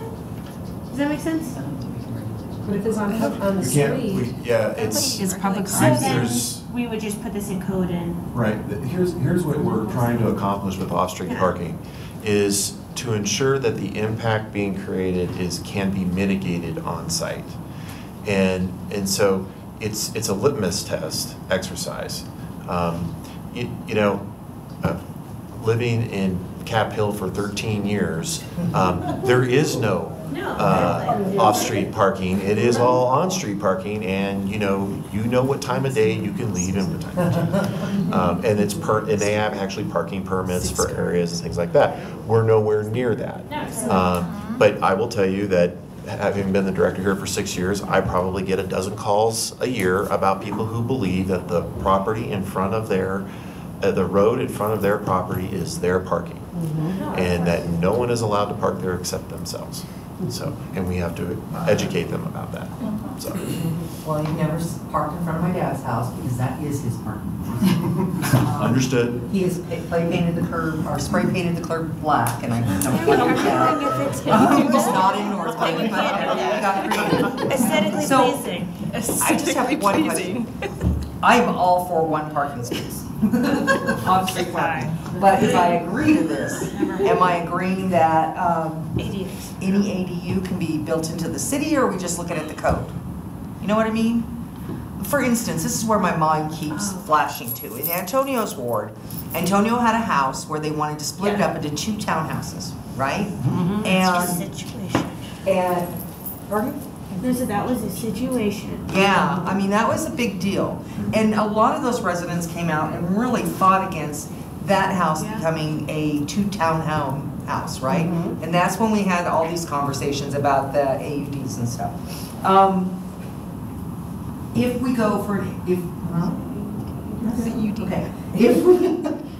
we put this in the permit, does that mean that if those people were to come back now and call that an auxiliary dwelling unit, would we, no? It's a different situation, because we have set limits on the square footage for an accessory dwelling unit that would not allow for a duplex. What they wanted to do is to have 2 separate dwelling units on a single lot, and rezone the property. However, their motivation behind that was they wanted their son to live on the same property, and the ADU might actually be something that would help them. So here's yet again to the balance of equity and quality of life, is that's sort of what I would say is the canary of what the development pressure that may be coming our way based off of what's happening in the metro area is more desire to do duplexes on small lots. But ADUs may be an offsetting measure to address that because you're still providing a relief valve, but you're not changing necessarily the entire character of the community, but you are changing it to a certain extent. The question, as what I'm hearing you folks talk about, is how do we best manage that to the extent that I feel comfortable supporting this type of policy? And so that's what I've been hearing throughout here is that, you know, how do we avoid double rental properties? Are we making sure that, you know, you don't have 8 people living in the house already and now you're adding more? What does that look like from a policy? I just want to assure you that nothing is set in stone, even though this was more of a part 2 issue. In blood, but not stone. Impervious stone. This was a part 2 issue. Remember that we're taking them in parts. Eventually, we're going to consolidate them, and this will probably be a big topic area for discussion. And when we have public open houses, the idea was that we would capture what these big concepts are. What do we really need to reach out with? Have a poster on the ADUs, put Eric behind that table. Respond to all of the questions. With a bulletproof vest, of course. So. Safety matters. So can we agree on, I'm sorry, you have another question? Well, I'm just wondering if we know which cities around us allow for ADUs. I think we should get that information. I think we need to come back and talk about about this more holistically. You know, we actually have those topic-specific meetings reserved, and this might be a good one to hold a special meeting on. We need to bring you guys back up to speed what's in the original draft and kind of revisit that earlier conversation and maybe do some additional research just for context and give you a sense of who else doing what. And also we talked about doing those testing scenarios. And we can kind of show you visually maybe what 1 or 2 of these would look like, you know, with a detached structure or attached to the principal dwelling, and that would just inform the conversation, I think. Good ones and bad ones. I would do ADUs, please. That'd be good. I just want to say my she shed is tasteful. I bet it's adorable. This is the she shed. Do I need to add a use to the table? My she shed. Say it. She shed. So focus on no direct action. We could vote on the one parking place, I mean, but. Yeah. Well, I guess, so I think we will come back with some more information about this, but I think at least to the extent on the gut check, off-street parking requirement, if we moving this forward, is something that you guys want to see considered? Yes. Yes. Is that the general consensus? Yes. Okay, great. I would just put a caveat saying to be considered again. Absolutely. It could be that there's I'm some. not, yes. No promises, let's bring back. Just slip that one right through. All right. Let's move on. So also, I just leaned over to the mayor, and I just want to suggest that perhaps we cover the next 2 and then maybe take a short break on number 4. Please. Okay. So, yeah, let's pick up the pace. Parking, so the issue now is going to be parking lots adjacent to residential neighborhoods. And so we have some language, it's on page 33 of the code, that basically says any parking lot that's got 6 or more spaces, you've got to have a wall between the lot and the building, the houses that are next door. And the conversation that we had with the task force was, you know, should we retain that? You know, some communities that we have worked in have said 6-foot wall, that's actually an invitation to crime. People are going to hide behind there. That's a real concern from a police standpoint, just public safety. Other places have said, no, that physical barrier is really important to provide a sense of separation from those 2 different places, the homes and the business. So we talked about it with the task force. I think we generally heard from the task force they wanted to keep that fence requirement. They've got it there. We do have some language in there that says you can also do an opaque landscape screen or some kind of large berm or something like that if you want to propose that as an alternative. But I think generally the task force, in most situations, wanted to see that fence stay the same. Is that fair? Yeah. So for context, the new Starbucks on 104th has both. So the side street there, Mariposa, Monterey, sorry. Monterey is closed. Monterey has a low visual screen, and then the back side of the property has a 6-foot fence. Is Kentucky Fried Chicken's the one that's next to that home? Is that 6 feet tall? Yes. Oh, it is? And once again, this would be something that would be a requirement of the commercial property, not the residential property. Right.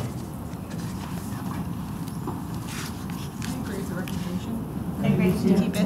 We're all in agreement. correct? Okay, thumbs up. Yes. Meredith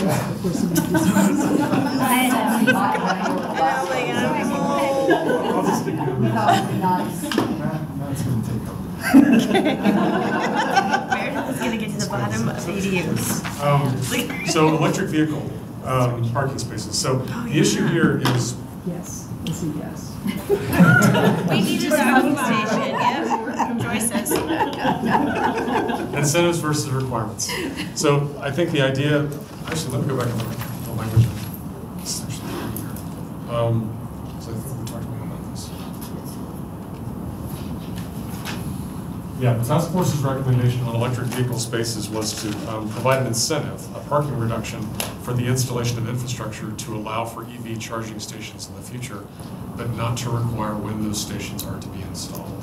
So the idea here is that there's a difference between actually putting in all the infrastructure right up front that you can actually plug into versus just creating a space that allows for that stuff to be installed in the future. Going ahead and setting up the physical place where you can install it, but not actually making them do it right up front. And the task force was wanting to, I think, incentivize just creating the space, but not going all the way and requiring the infrastructure right now. Is there like a number of spaces that we're asking someone to put in? Is it like one space and you meet? Well, we would not do the requirement, but rather give a reduction in parking based on how many EV spaces that they would provide. So we didn't offer a specific requirement yet. Well, actually, in the footnote, we said it could be based on the percentage of the overall required parking area. Oh, okay. So 1 to 2%, we say, would have to be set up as these EV accessible spaces. I would like to see that if, especially because the marketplace is going to be so big. It is big. It is our wave of the future. It's what we want to. I think we've got to have some kind of requirement for it. Yeah, I agree. I think I would really like to see any new, because obviously we're talking about redevelopment, right? I'd like to see any new redevelopment project at least have the infrastructure put in place. I mean, I'm not saying you need to have all Stubbed in. Yeah, I mean, that's a lot of money, and I'm not really sure if the demand is there yet. But you need to be able to meet the demand when it comes, and I think that's what I'd like to see. And so that's subtly different than incentivizing them to do it. I mean, maybe it sounds like you're saying, any new redevelopment, let's have them do it. Yeah. And have them get it stubbed ready to go. So that's different than incentivizing. Would you like to see an incentive for like a smaller redevelopment or something like that? Or is there a threshold? I don't know. Maybe there is a threshold. I'm kind of thinking like the marketplace, right? I would want to see these spots in the marketplace because, we're redeveloping it for what future generations are going to use this for. But like a smaller, say at the courts, right? Should we require like a smaller redevelopment? Does it hinder the project? I don't know. I'm not sure. This is a tough one. How far as a city do you want to go into micromanaging how a developer lays out his parking area? And you might have really good public policy goals. You want to encourage electric vehicles and be sustainable. But we work in a lot of places where that technology, in different contexts, the technology changes or things just, you lock in a particular requirement in the code and all of a sudden it doesn't fit the market, it doesn't fit what they're trying to do. So that's why an incentive-based approach could be good as a kind of as a medium step to go down that road, but not. Yeah, I think my biggest concern with the incentives and even with the low impact development is how good are these incentives? And I mean, when you're really balancing the dollars, is this incentive good enough for me to make that investment? Because as a developer, you're about what you could afford with the development, right? So if it's not mandatory or if the incentives aren't good enough, then that's automatically just scratched out of the plan. I mean, I think that's what I'm really concerned about, is how good are these incentives that we're gonna be putting in place? And if they're really good and really like something that no one's gonna pass up, then I'm cool with that. But if not, I worry about who's actually gonna take these additional steps. So, yeah, and we've got the sample that we've got in the footnote is 10 to 20% reduction in required parking if you provide 2% of your spaces as EV. Okay. So that's just an example of what the ratio might look like. I know that Tarek has talked with some folks in Lakewood, I think, who have actually done a lot of specific research on this. We could talk with them and try to get a better sense of the cost of the different options, just the EV-ready stalls versus the actual fully outfitted spaces. We'll come back to you on that. Again, that's rapidly changing. The cost of compliance with something is going to be different in 6 months than it is right now. This stuff is being rolled out and becoming cheaper all the time. So EV in general, is that something that council is supportive for commercial development and redevelopment? Fine with incentivizing, but. Yeah, and I'm okay with incentives too, but I just think, like, there's a Walgreens in Thornton that I go to, and they've got 2 spaces that are designated for EV, and I think it's like overkill. Like, it's a Walgreens, people are in and out, it almost has more to do with the usage of what you're doing if you're just doing in and out, whereas maybe if you're going grocery shopping and you're staying longer, I don't know. I just think that requirement is a little over. I don't know if Thornton has a requirement, but I'm okay with it, but with incentives. I still want to take my facilitator half. Sorry. Well, and I think Carol brings up a really good point, because it is dependent on usage. Like, I mean, how much charge can you get in like a 20-minute grocery run? So much. No. So here's the thing. Who has the Tesla in the parking lot? Does anybody know? Oh, I don't know who has a Tesla in the parking lot. Go ahead. It's not my car. Come on. Seriously? Is anybody turning bright red?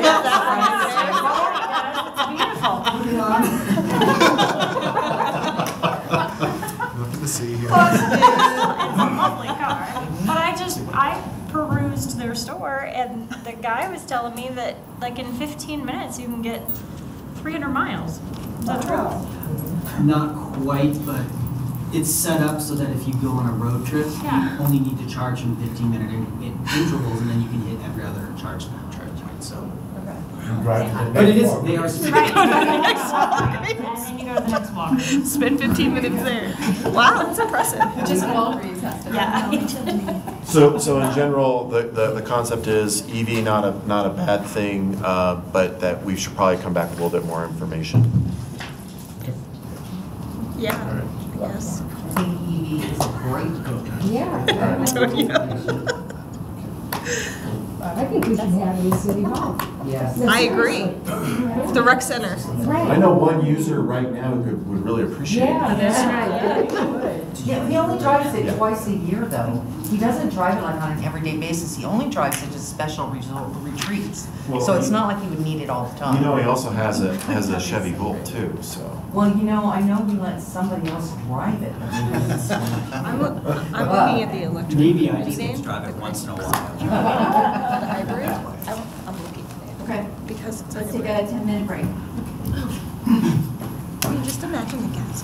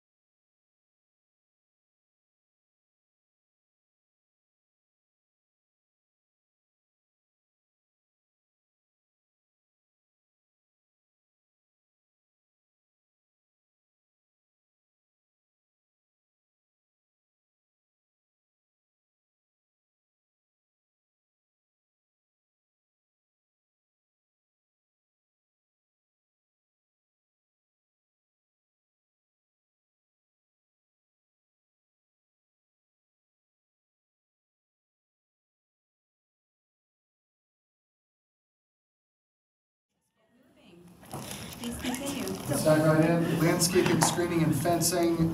There's a new table with new requirements for landscaping. That's on page 39. We break it up by residential, and then mixed use and commercial, and then all of the other non-residential districts. There's a new minimum landscaped area. And something that I said earlier, and I just want to repeat that, we have to look at all of these standards cohesively. So there's the building coverage requirement. Now there's a minimum landscaped area requirement. So how much of the site has to be landscaped? And we also have, the next column over is, in that landscape area, how many trees, bushes, ornamental grasses do I need? And then finally, the column, how big do those trees and bushes and plantings need to be when we put them in? Some pretty basic landscaping standards. These are fairly common, and most communities have them. These are not totally out of the ordinary by any means. The big question, and we had this with the task force, was A, they like less water usage, so we'll get to that momentarily. It's okay to have more landscaping as long as it's not more than 50% high water species and no more than 30% high water turf grass. So those were the caps that we put into the draft. The other issue is, do we want to regulate how much of a backyard is landscaped? So it gets us back to that enforcement question. Again, reasonable to see what's going on there, maybe that's okay, but the purpose of the landscaping is not just aesthetics, but making sure that you don't just leave an area covered in dirt. And so, should this be something that the city regulates front and backyard, and did we get the percentages on track or not? Yeah, regulate the backyard. Yeah, I mean, how would you, you know, how would we patrol it? How would we look at it? Because you can go up to every neighbor and go, do they have their 7 trees in there and their 4, you know? I don't think the backyard should be included, but that's just me. I agree. Yep, I agree too. Oh, I'm just gonna let you guys change my mind, but okay. There's not weigh in on the backyard thing, or did you and it's just not on No, I here? think we went back and forth, trying to decide, and it became an enforcement question as to how you enforce it. We talked about corner lots and then the whole chain link fence thing came in, because you can see it, and then how do you address it then? Because we talked about the aesthetic conversation, and it's not just backyards that you can't see, it's backyards that you can see. So I think there was just a little bit of going back and forth. And if I recall right, I think where the task force ended up at was saying for single-family detached, 25% landscaping in the front yard. Yeah. That made it attachment 3, but not attachment. Gotcha, okay. They also recommended that multifamily residential be considered differently from single-family detached. So there was on this table, you would see, we would be adding one more for multifamily. So it'd be different than what you would see for single-family. And then a higher number, right? The multifamily? Yes, that was the goal. Then for both, it was front yard only. So I'll just throw out there that from a backyard context standpoint is that if you don't have a standard, then it's more difficult to enforce what's happening back there. And so you could look at it as a tool to ensure that someone's doing at least a minimum standard to maintain the backyard. Yeah, I think that's what we mentioned at the task force meeting, is that if you say you can't look, then you can grow anything, do anything, and have anything. Whereas if you say, you set a standard, but you don't go around looking, then at least the standard is there. I think that was the purpose of the conversations, is having the standard, not necessarily enforcing the standard. It's like, I think I used the example about the traffic light, you know, if 3 o'clock and nobody's around, are you gonna sit there and wait 2 minutes for it to turn green, or are you gonna drive away? I mean, it's not, well, I mean, it's an enforcement issue. How do you enforce it? How do you give somebody a ticket at 3 in the morning? Make sure we're not on the road together, but Yeah, make sure there's no cameras. Okay, so here's my thing about the backyard, and I'm really torn, Because one of my residents is very upset because in the backyard, and I think you know about this, in the backyard he has a neighbor who just treats it like a junkyard, right?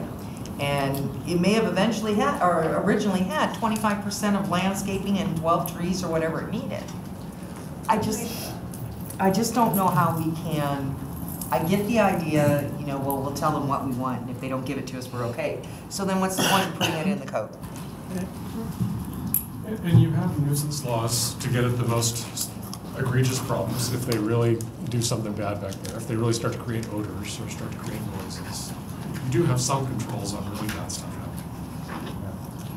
So I have to say, that's the one part I like about an HOA is that in my HOA, the backyards have to be sodded like within the first year, which really gives people a lot of leeway. And it, you know, you eliminate those just dirt backyards forever. To me, that's an interest. But I mean, I don't know how you enforce that either. That's why I live on the other side of the block, so I don't have an HOA to deal with. And I'm afraid that sometimes when we're talking through this code, we sound a little HOA-ish. I think that you need to have some type of regulation for the backyard, especially because there are some houses that just have like a chain link fence, and you could see that, and I mean, it gets ugly sometimes. So, I mean, if you could see it, then, I mean, obviously you could regulate that. Let's say we take and make out chain link fences outlawed. We're skipping ahead. That's the next one. Okay, so let's break this down a little bit. We had proposed 25% of the minimum area in residential districts be landscaped. That's somewhat of a jump from what you have now at 12%. But right now, you're having a tough time enforcing landscaping in the backyard, right? So is 25% the number? Should we come back with different percentages? And then should we just apply that 25% to front yards? Or should that also include the backyards? I'm kind of having a hard time putting this in context. Like, what does 25% look like versus like 40% and like 12%? What do you have now? It's I would say it's probably pretty standard to what we see in front yards now. I think that's a pretty standard requirement. Okay. It's a minimum. It doesn't mean that you can't provide 60% landscaping, obviously. But you have to look at all of the other chapters. You've got the maximum driveway width. And so you're not going to be able to pave the entire front yard. So what do you do with the rest of that area? We're saying at least 25% of that area needs to be landscaped. So, well, I guess, so like my neighbor has one of those driveways that go into the yard. Mm-hmm. Like, so I don't really know how much landscape they actually have because it really is just like a lot of parking. I mean, would that be against the code? Because I don't have a problem with that. I think it looks nice. I actually flagged a very unique situation. So what happens if you're going to have multiple access points in that situation. And so how are you measuring the width of that driveway on both sides together? To be determined. Okay. Yeah, that's an interesting scenario. Yeah. Because there's actually several of those throughout Northglenn where people have the driveways that go across the front yard, and then they also have maybe like an additional one over here or something. But Okay, well, we think the 25% is a good number for a couple of different reasons. It's a fairly common standard, but also we have placed the maximum lot coverage standards in each zoning district. Each zoning district has a maximum amount that you can cover with buildings. And impervious structures are limited by the width of the driveway. So this plays nicely with those other standards. If we said minimum 50%, you're way too high. If you say minimum 10%, then what are you going to do with all of that extra space there? So we thought this was a put in an extra driveway. Starting point. Well, yeah, you can't. I was just thinking the same thing. I think 25% is great. Is that the general consensus? Yes. Is that in the front and the back? Or just the back? Well, that's just the front, right? That was the task force's recommendation. Okay, yes. So is the general consensus to not address backyard landscaping requirements? Yes. Yes. Okay. The water conservation piece, sorry. Vent your concern, why not? I'm kind of Especially with for the ones when you Rollins. have houses that you have to address that residents are having issues with, and there's no requirement, there's nothing there. I don't think it's a need to tag on the code, and I think Tom expressed the same concern, is that it's not that easy to enforce it when it's not in there. And so, I agree with Lee's example with the chain link fence. You can see into that backyard, so we can address weeds, and there's what you need to address.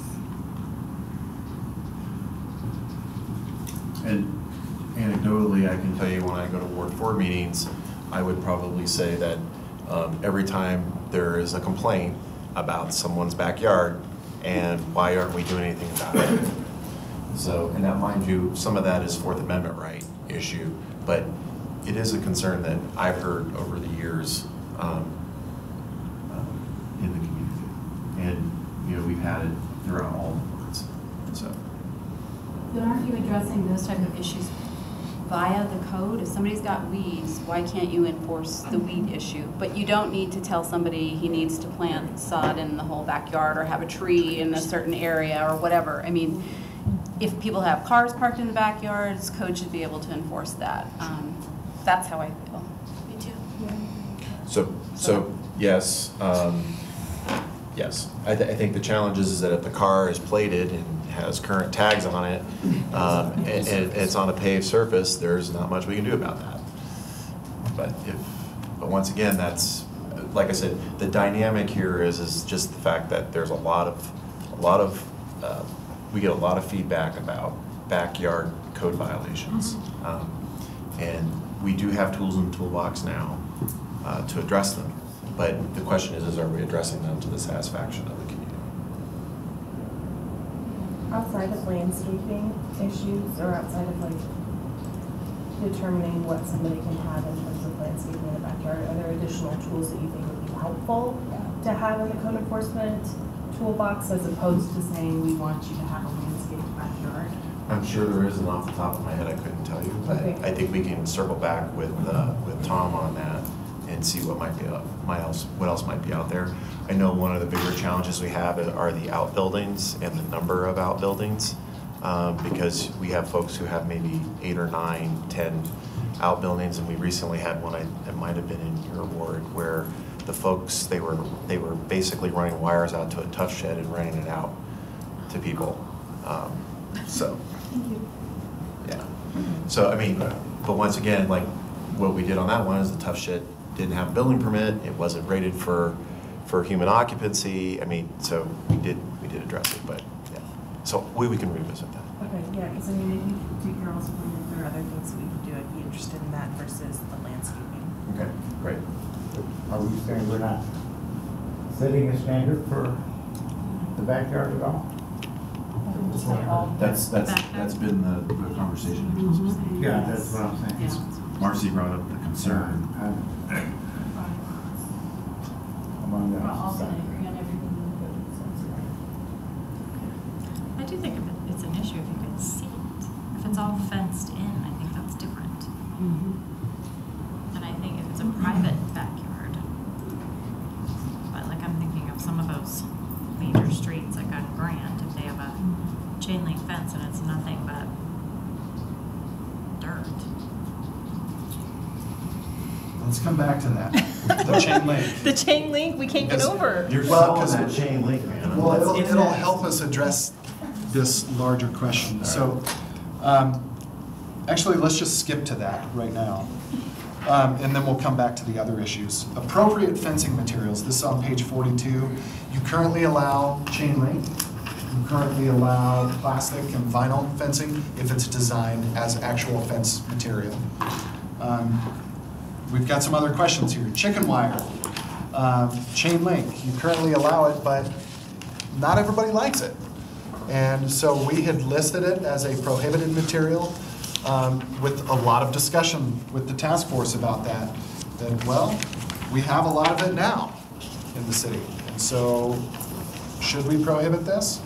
The task force thought that the regulation should apply only to perimeter fencing, to consider prohibition of chain link in the front and corner lots, but they still want further discussion on that topic as well.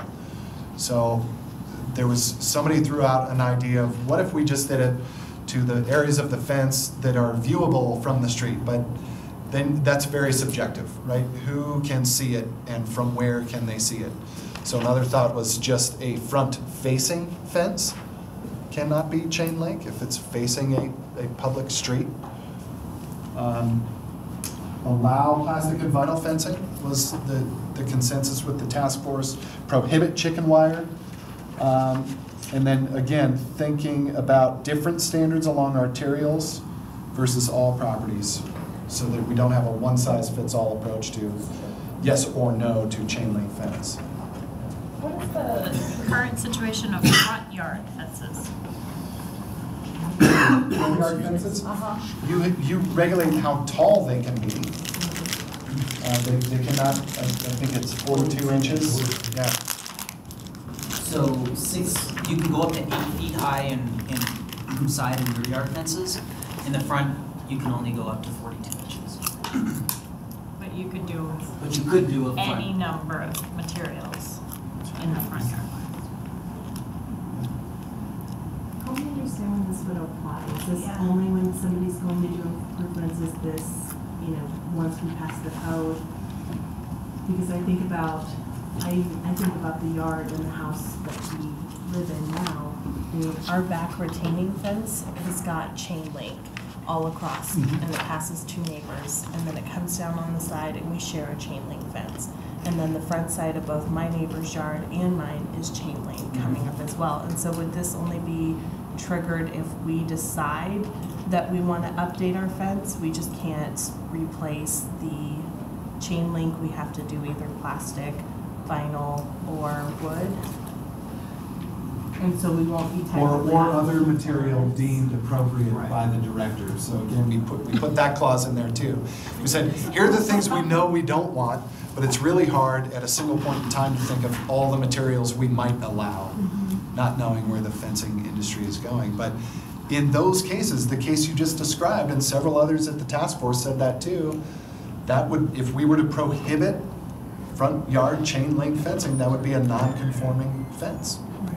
So think of the idea of grandfather. Your fence could remain as is, but once you were to replace that fence, it would have to come into compliance with the code. The fence permit would be one way you could trigger compliance of that. How do you manage like a dilapidated fence? So like if I have a chain link fence, Yeah. and I don't want to change it, I'm just never going to change it, and then it just starts to fall apart. Like how do you manage that? That's in disrepair. Okay. The owner of There's the a property, nuisance provision. there's a maintenance report. Then I'll call on you. If you have chain link currently and you want to repair it, you can continue to maintain chain link, right? Under. There's up to, Well, I think we need to revisit the non-conforming section to make sure that that's very clear. And we talked about that with the task force as well. I think you were the one who raised that. Is falling down. Yes. Well, it's getting older. How much can you repair before we make you put up a different material? Exactly. We talked about that at the last meeting, as to what that threshold is. I know Jean brought that up in the task force too. What is that number that makes you have to repair the entire fence if you have a storm and is it 50%, Jenny, 20%?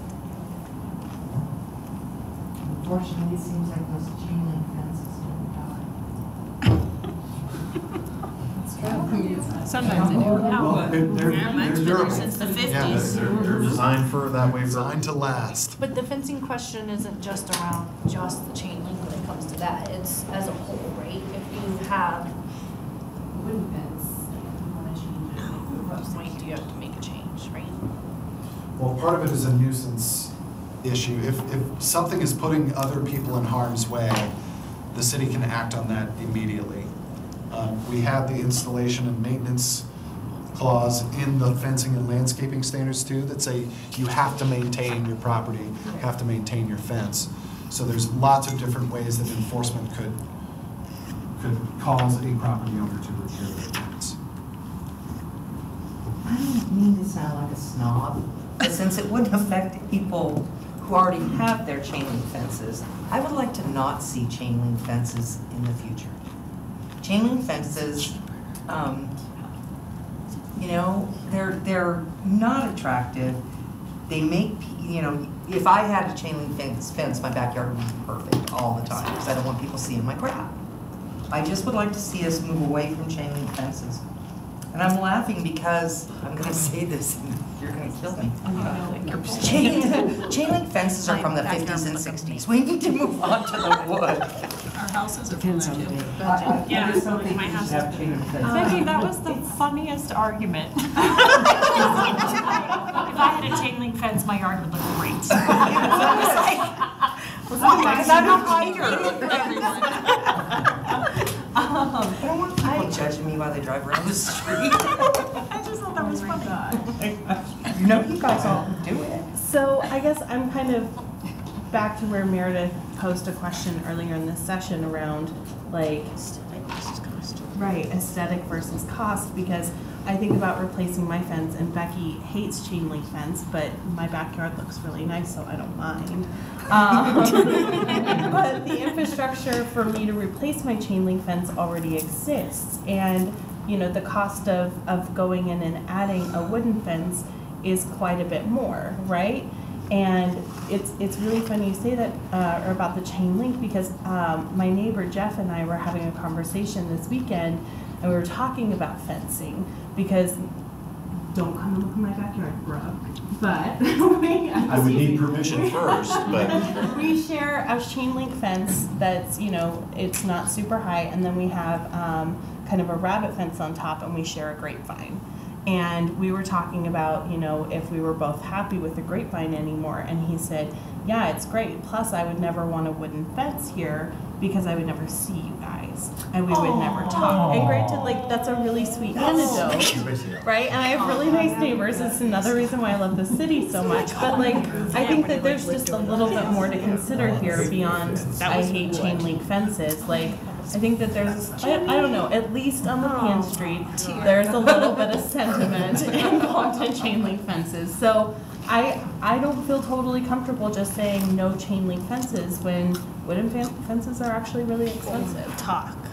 So, anyway. And all the wooden fences blew down when we had the bad windstorm, and the chain links are still standing, They're right? still there because they're indestructible. I have a hard time getting rid of chain link myself. I think it's an affordability thing, and I don't want to regulate somebody's affordability, so it wouldn't be my choice, but I've seen it done well, and I've seen it not done well, but.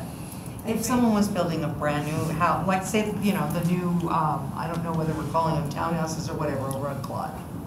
If those were surrounded by chain link fence, more than likely the developer wouldn't do it because that would not be aesthetically pleasing, right? So we wouldn't be affecting anything by pulling it out, right? Is your is what you're trying to get at is that the market might not, new construction might not default to chain link because it doesn't seem to be desirable? Exactly. God, you are like right on me today. Look at that. Good job. Just want to clarify, I'm not sure I heard Tarek say it, but the task force's recommendation was not to prohibit chain link everywhere. It was to prohibit it on the arterials only. So they were drawing a distinction between these kind of image-making places in the community where you really care about aesthetics and also just individual neighborhoods. And they didn't care about that. They cared about the arterials. So does that change the conversation? Not for me, no. And then it says consider prohibition of chain link in front and corner lots. I mean, it just seems to really be getting down in the weeds there to me. I don't know. So where this becomes an issue is where you have what we call the double stacked housing, where you've got the two houses that face side to side and then the side street, like a grant. you can see this, you can see the backyards. So that's where this is prevalent. And then the other context issues like 112, where we don't have a uniform fence, and so you have chain link, wood picket, something, chain link. Chicken wire. And the residents there think the city should build the fence. So there's that, that's been going on for a long time. Right. We've been hearing that a long time. But the question then is that's not the fact that the fences are good or bad, it's the fact that they want a fence built by the city. Can I ask a question? So, north Melody, as you pass the marketplace and you go up Melody that way, would that be considered an arterial? It's a residential collector. Okay. Melody would be considered a residential collector, Irma, Claude, Larson, Grant. So arterials would be like 112 and like Washington, Huron. Okay. 120th. Is 112 considered arterial? It's residential collector, arterial collector. It's not a residential collector, it's an arterial collector, is probably what the engineering standard for it is. Because of its design, its design speed's 35. So that's what kicks it up to that. Okay, thank you. So kind of piggybacking again on what Jenny said, this is where I get stuck, because if we're saying, let's keep the chain link fences because it's cost effective for residents, then why don't we say, let's be flexible with our driveway? I mean, I can't figure out how we decide which Joyce is like, to not go back.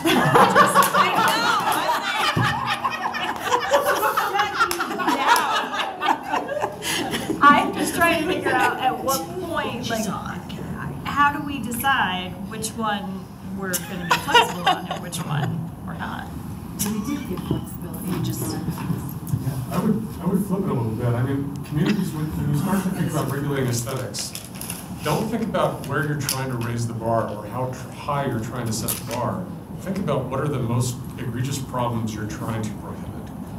You know, and if something really rises to the level of a big aesthetic concern, you know, you got a lot of weeds in these unpaved driveways, or you've got a lot of really awful fences, then that's something that you should potentially regulate. And it's not just that you want fences to look pretty necessarily, you're trying to regulate a problem out. So I just flip the way you think about it. Because we're going to have that same conversation when we get to building design. It's not that you're trying to set architectural style, it's that you're trying to prohibit the very worst kind of blocky, cinder block things that don't have any windows.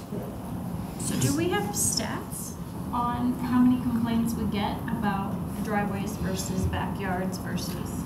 I would say that I couldn't probably produce them, but I could have Tom come in and try to anecdotally give you the feedback. I can tell you that side-loaded RV, boat parking on unapproved surface, the first 2.5 years I was here was probably the single loudest issue that I heard from staff on code enforcement, because one, the regulation had a little bit of ambiguity about what the language is, and more importantly, it was like, you know, people would come through the same issue. So this is one of those issues that is front and center for us. And then the other is, to your point, is that there's a lot of 4-foot high chain links on side-loaded yards that front a street that people complain about quite a bit. And a Grant comes to mind. The woman who put the landscape feature that's also a bathroom feature in her front yard. She had a backyard issue as well. That was a payback. I know it was, but That was a payback feature.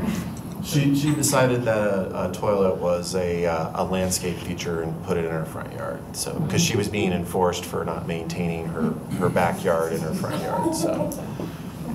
I missed that one.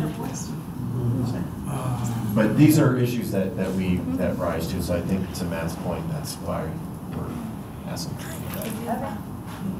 Can you hold us in a little bit, because I'm not knowing where we are. I'm sorry. No, you can't see me. It's okay. Besides, I push myself back. Yeah. So on the arterial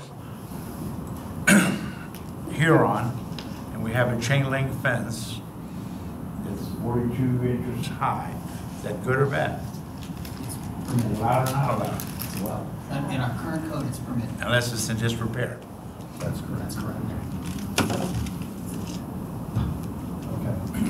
So, try to build consensus out of this one. I think what I'm mostly hearing is that you're not into prohibiting chain link fence at this time. Just chicken wire. Just chicken wire. Just chicken wire. Is that, I see some head nodding and questioning eyes. So In front. I feel like on arterials, I would like to prohibit chain link fences because I mean those larger roads. Well, and I don't know if 112. I was a little confused about your It's an 112. arterial collector as opposed to a residential collector. Correct. The distinction there is that it's speed and the amount of traffic that's on it. Okay, so what do we gotta do to put more enforcement on like 112, whatever level that is, where you can't have a chain link fence along streets like that because of aesthetic reasons for the city? So when we did the corridor master plan conversation, where part of that led to is that you can adopt a standard so that when people replace their fences, they have to be brought up to that standard, but you can't just go out and unilaterally say, okay, you are now subject to this new standard and you now have to replace it at this point. Yeah, I get that. So the issue there is that chain link fences have a very, very long life cycle and can withstand windstorms very well. And so it could take decades before that person replaces their fence, and then you have this disjointed, discongruous fence where you've got wood pickets and then a chain link, kind of like what you have today. So. There doesn't really seem to be nothing we could do about that unless we choose as a city to build a fence. You must have been at the corridor master plan conversation meeting we had a few years back. So. Oh, is it? No. Sorry, I didn't tell myself. Okay, so do people want to prohibit chain link fencing on arterials? Yes. Yes. Not elsewhere? Correct. So you agree with the task force? Yes. It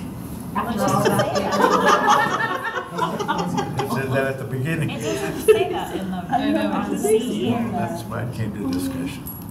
Okay. I hate to say this, but we're moving backwards because we skipped one To get to chain link. I have a question. Are we doing attachment 2 tonight too? That's what we're on. There's only 4 things in that attachment. Oh, okay. Yes, there's only. I know. And they each have 30 minutes. Okay, parking. Back to the landscaping, and for parking areas, we said that only expansions, enlargements, and redevelopment that result in more than 20% increase in the number of required parking stalls would have to comply with the parking lot landscaping section. Our question for you is that right? So, what the task force said was that the touch rule, and that means that only the new parking areas that you're touching, if you're paving 2 new spaces, or you're ripping up 3 spaces and replacing them, those would have to comply with the parking area landscaping and nothing else. Do you agree with that recommendation? Yes. Sure. Yes. Sure. What? Yes. Sure. Sure. That's boring. Yeah, really? That's important. Let's go back to ADUs. Chain link, we're done. With the changes. All right, you've got a final section on site and building design. And one of them is a general question and 2 of them are very specific. But I think we can get through them pretty quickly. So first of all, this whole idea of site and building design, you don't have a lot of these standards in your current code. And so we introduced some new standards to try to raise the bar. That's what you told us you wanted to see. The big question is, obviously these rules apply to new development. The big question is, when do they apply to expansions or in redeveloping situations? And the way we've got this drafted back on page 45 is that we have some specific thresholds for expansions. And they basically say, I'll just give you some examples. If you expand the number of multifamily dwelling units by 25% or more, or if you expand the improvements made to the building facade that would impact more than 50%. So the idea is that there are some thresholds here. The question before you is, do you want to have different thresholds for different places? What we talked about with the task force is that some areas you probably want to have a higher bar. You want to set a higher standard because aesthetics are more important. So for example, maybe in mixed use areas, TOD areas, we would have a higher bar, which means that the threshold for redeveloping projects will be a little bit lower. So more stuff would be caught in that net. And I really don't think we need to talk about specific numbers tonight. If you kind of agree with that concept, that you should have a lower bar for redeveloping projects so that more things have to comply, if y'all say we agree with that, we'll come back with some numbers for you to look at. Does that make sense? Did I go too fast on that? Or? I'd like you to say it one more time in Sure. a different language. So lower the bar, you're meaning that the expectations that, no, you would. Lower the numeric threshold by which something has to comply. So right now, if the threshold is more than 50% of the facade changes, if that's a citywide standard, maybe in certain areas we say more than 25% of the facade changes. We've lowered the threshold, so more projects then would have to comply. So you're being a little bit tougher. And that'd probably be in mixed use districts, is what we talked about. That's what we talked about. Yes. I agree. Okay, so we'll come back. Are you okay if we come back with some numbers for y'all to think about? Yep. Okay. Awesome. Cool. So the next one gets to this issue of brick and this issue of masonry. And Northglenn, I'm going to say it's a little bit unusual in Colorado. Y'all have a masonry requirement for some buildings, and not all communities have that. And I think that was probably put in place partly just to create a sense of solid buildings and partly also for aesthetics. Not every community has it in Colorado, like I said. So the question is, do you keep it or not? Do you carry it forward? Is it worth the extra cost that you're putting on projects? There are aesthetic issues. There's also just kind of some fire safety issues. I think there was a recommendation to talk with the fire marshal to see if that was a particular concern to their department. He said no. And he said it's not a concern. Okay. So he doesn't have a dog in this fight in terms of He said if it's a stick-built building, it's gonna, even if it has a facade of brick on it, it doesn't change the fire rate. That doesn't surprise me. So this does boil down to really an aesthetic issue and a cost issue. And I think we have drafted this so that the multifamily buildings still do have this 30% masonry requirement on page 48. And the question for you all is should we keep that? I think the task force wanted to keep it. They thought it was worthwhile. They thought it was a distinguishing feature of Northglenn. It wasn't super cost prohibitive. And multifamily in particular, you want to set a higher bar. Is that fair to characterize y'all's conversation? I think so. Okay. All right. Question, does this apply to ADUs? Multifamily? No. No. So there is a separate standard that says that the ADU, if it's a detached building, has to be of similar materials as the principal dwelling. So if you had a brick dwelling, arguably you need to make your ADU brick as well. Okay. But this particular requirement doesn't apply to that. All right. Okay, finally, on this last question here of color. This is when you start to dip into a little bit more subjective taste stuff. And we have a standard that says in the residential section, and also there's also one for non-residential, the use of metallic or fluorescent colors is prohibited. Black is prohibited except as an accent color of a building facade. It's a pretty common standard because it's like the really awful stuff. You don't want buildings shining to be covered in metal. You don't want really garish, things that people consider to be garish. Other communities say that's all a matter of taste. We don't want to go down that road at all. I think the task force thought that was going too far for Northglenn, and they would like to just take that standard out altogether. But we wanted to hear what you all thought, if you agree that that was maybe going too far. But it's, leave it the way it is. That's how it is now? No, I think we're introducing that for the first time. That's Oh, all. yeah. It hasn't been in there before? No. No. That's new. I think I'd want to remove very dark color from there because I do have like a brown house in my neighborhood. It's like a dark brown with black trim. It's gorgeous the way that they did that whole thing. I mean, it looks good. And I mean, I think brown is very dark, right? Would that matter in there? So actually, the phrase "very dark" got put in this memo, but it's not actually in the proposed language. We just say black in the proposed text. Oh, that's funny. So the task, oh, sorry. No, it's okay, I just don't mind it in there. I wouldn't want those colors by me, so. If I was to characterize the task force's argument, I think they thought it was a slippery slope. And if you start to put something like that in there, then that could be amended by a future council. You've set precedent for going down that road. So the task force is saying they don't care what color you paint your house. That's right. Go to town. Okay. Does that cover murals as well? If someone comes in and decides they want to paint a mural on their house? Those are covered by the sign regulations, I believe. That's artwork. It's not Yeah, I think you'd have a. In fact, I think there was a Florida. There's I think it went to the state Supreme Court. I don't know if it went to the Supreme Court, but somebody had done like a Salvador Dali painting in front of their house, and they got sued by the city because it didn't conform to their design standards, and the city lost. So, candy cane home. Right? Candy cane home. Yep. So I guess I don't see it as a slippery slope if we're specific. If we're talking about fluorescent, metallic, and black. That's it. Those are the most offensive colors. And I think it goes back to something Brooke said earlier. If we don't have anything out there, then pick any house and paint it neon green, and the neighbors are going to have something to say about that. But if we don't have any regulations, we can't do anything about it. Well, and also remember this applies both in residential and non-residential. You know, so think about, we're getting a lot of neon green marijuana shops, in Denver. That's a good way to distinguish your business.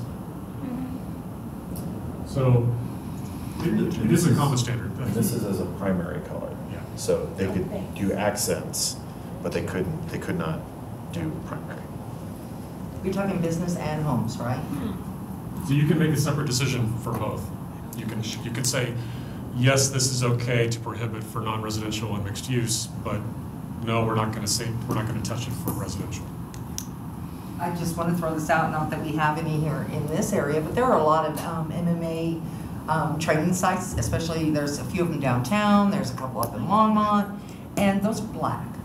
And all I can think of is the reason that they're black is because, they think that they're awesome and, which they usually are. I wouldn't want to make them paint their building green or pink or yellow or white. We wouldn't. We just wouldn't let them paint it black. Right. That's what I'm saying. I think that in some cases, black building, and I think that's a slippery slope that maybe they're talking about. Because in some cases, I think those buildings are awesome. I think I was thinking just residential. Yeah. I can see not having black, and I understand. I keep thinking of this house over in Thornton that is like this deep yellow, and you can see it, like miles away. I agree. But maybe there is a separate standard for homes and businesses. So let's cover homes. Yellow, tan, green, that's it. We know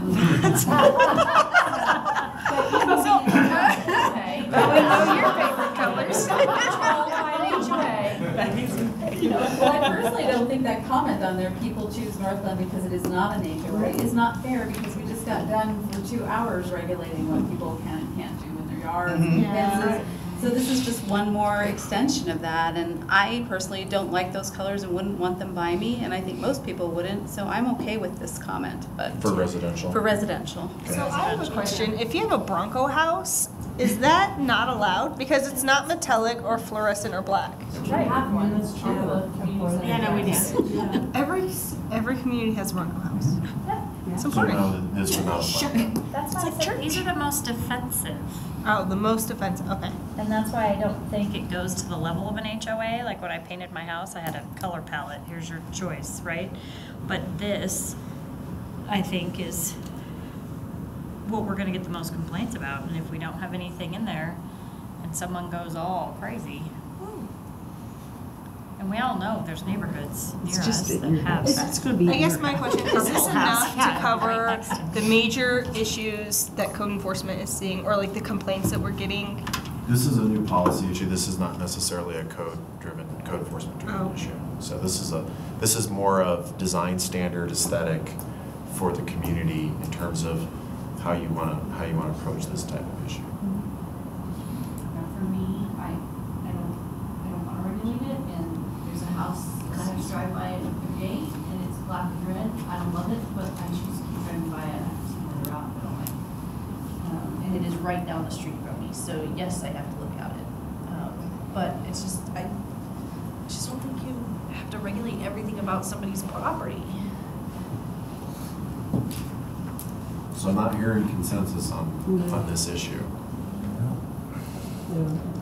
But your comment takes me back to the whole theme of tonight. Why not? I mean, but how do we decide? Paint, fencing, parking, like what, how do we decide what we want to regulate and what we don't? Like we either want to put some limits. Choice because you don't like it, as opposed to having function divider. I think there's a greater purpose between that versus paint color. But that's my opinion. Now, I kind of disagree the way that it's written here with fluorescent and metallic, you know what I mean? You know, and then the comment that he made about the weed shops down in Denver all being painted fluorescent green, and my mind went on Doc's Apothecary and the other ones. I don't want them to be fluorescent green either. I don't want to disagree. I know. If you live over on that side of I-25, you may have fluorescent colors and metallic and black. But if you live on this side, I'm joking. So we haven't addressed it in the past and it hasn't been an issue, correct? Right. That's correct. All right, then I'd be okay not having it in there, Me too. just based on that. Okay. What is everybody else? I mean, it's me. I think those are offensive colors, and I think that's a simple thing that's not regulating color. And I think it should be residential only. So if a building wants to be black with silver trim because they're that cool, then that's fine. No, not Northglenn. Yeah, Raider houses. Rear houses. Okay, Silver how many and would black. exactly Keep it in? in, How many should would be like to keep the paint restriction, the color restriction in the code? How many want to keep it in? Want to keep the color restriction? Or put it in, it's not in now. For residential. For residential. Residential only. 4.5. 4.5. Don't count. Okay, so, and then how about on businesses? Does anybody have an issue? Would you like to have that applied to businesses, that they're limited to those colors? Not at all, so. No concern with keeping it. So what are we doing? I'm sorry, I just got so confused. We all just voted, so we're worried. Or the majority are in favor of not having the paint requirement for residential, and there was no concern about having the paint requirements for commercial. Generally, yeah. Generally for these tough issues, you know, it is not uncommon in a community to just seek more feedback as we go forward. And so as this goes into the public domain, you guys can identify a handful of things. You say, this is where we came down, we know it's a tough issue, we'd like more feedback in the adoption process. So we can help you kind of keep a bin of those things, and that's a very common approach. That is it for attachment. All right. So home stretch, we got 4 more items. And I will hope, I'm hopefully going to keep these short for you all. Okay, so let's go ahead and start on page 2 of attachment 2. And under off-street parking and loading, comment number 2, which is calculation of parking. And this is more, number 2 and number 3 are basically more philosophical discussions, and these are points we wanted to make you all aware of. So first of all, calculation of parking. The way we have calculated parking currently in practice, because our parking requirements are so strict, I mean, there are lots of parkings required, is that we've allowed businesses and we've taken into account different uses inside of a business. So for instance, a retail space may have a retail showroom where the public comes in, but then they may have a back room that's a stock room.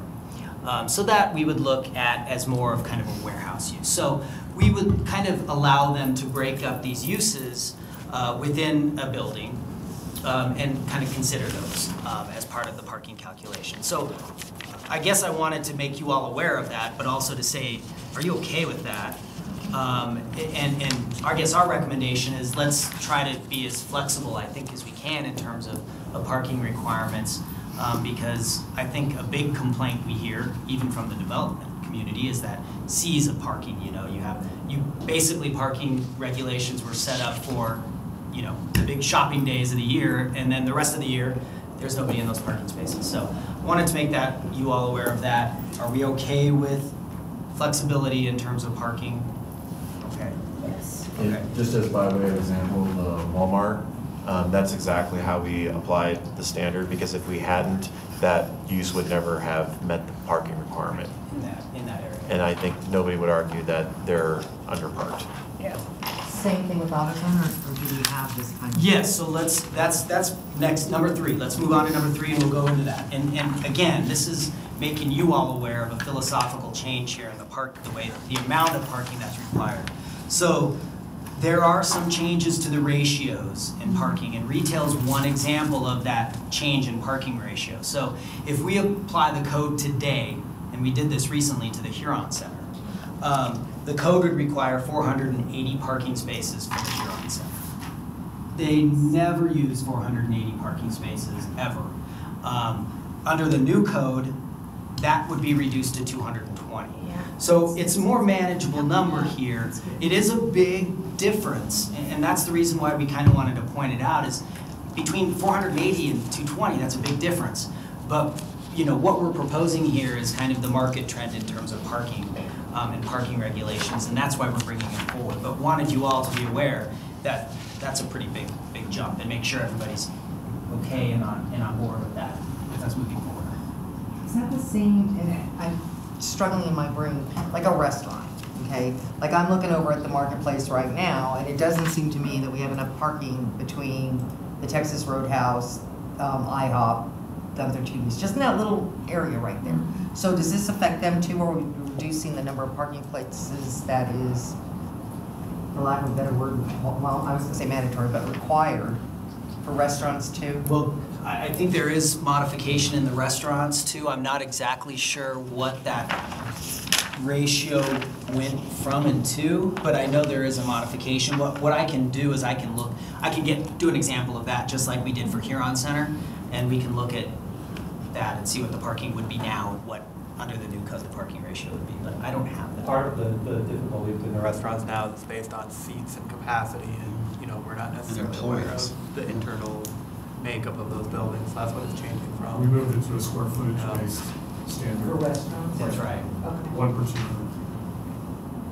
Which is a high parking.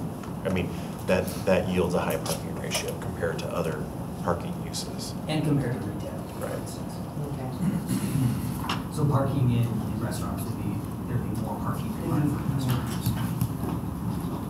Okay. Marcy, did you? When we were talking about parking, in the task force, we had a conversation about some of the things and businesses that were on here. For sexually oriented business, do we even need to list it in the parking table? No. His response was no, we do not. So are we listing it, or are we? I think we take those out. Because I think we can still use like uses to generate a parking ratio. Yeah, I would say marijuana is a retail business, so we would look at it as a retail use, and the same with a sexually oriented business. If it's a bookstore, adult store, or whatever, We look at it. we look at it as a retail. And not call it out as its own specific parking ratio. Right. I didn't follow that conversation. Why would you not want it in there? I just think it came up at our task force that the question was posed. It was Gene's, I believe it was Gene Winicke's question. His question was he didn't want, I think the underlying idea was he didn't really want it pointed out in the table itself. Even though it is in the use table. And my question is, we never landed on an either or, and so I was just curious where it ended, that's all. According to the city manager, we don't have to call it out specifically, or city attorney, excuse me. We don't have to call it out specifically in the parking code. We can use like uses if we want. Well, There's a difference in the numbers. One space for 500 for the marijuana, one space.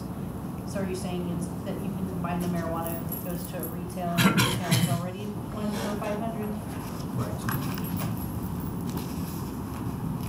we have language already that covers unlisted uses, so that would provide guidance in that situation. So philosophically, we wanted to just sort of make sure that you understood that there is a huge delta potentially with parking requirements, and that philosophically you guys are okay with that. Yes. Okay. When it comes to the parking rules and stuff like that, do we have anything that says that, you know, I'm gonna go open this new business and I have to have this many parking spaces? But do we have anything that says I have to have this many bike racks or anything like that? Yeah, we do. That's in the parking provisions, yes. And remember those testing scenarios we're going to do? That we'll give you some good concrete examples of what your old parking would have been and what your new parking would be, and that's an easier way, I think, to understand this stuff through some examples. All right, moving on, keeping going on number 5, page 3 of attachment 2. This is one of the things we heard from the task force and from the planning commission was kind of the idea of food trucks, and specifically food trucks when it comes to being an accessory use to another building, i.e. a brewery or something along those lines, and the allowance, the consideration of allowing those as a permitted use on those properties. So our recommendation in hearing that is to say, hey, Clarion, let's put our heads together and let's come up with some way that maybe we can allow these. Maybe there's a separation of use to keep, you know, food trucks a distance away from restaurants who actually lease a space. You know, some of those things to take into consideration. But maybe they'd be appropriate as part of providing food for a brewery service or something like that. And also potentially looking for allowing them through a temporary use permit as well. So I don't know that we have the answer for this.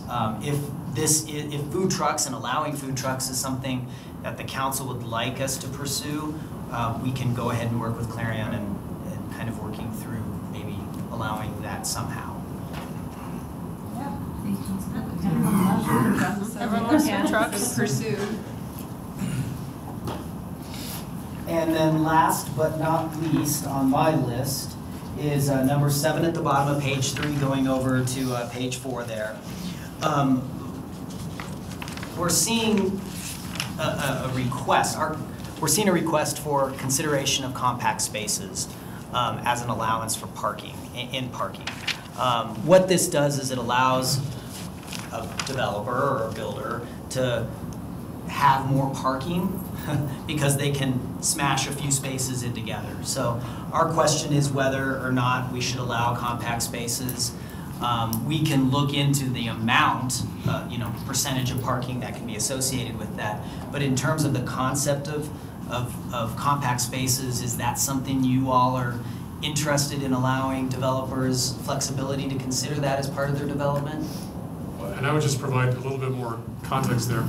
We have worked in a number of communities that have put those in and then taken them out because people just don't comply with them. They're going to park that SUV in that space regardless of whether it's marked as a compact or not. So I just give you that as experience.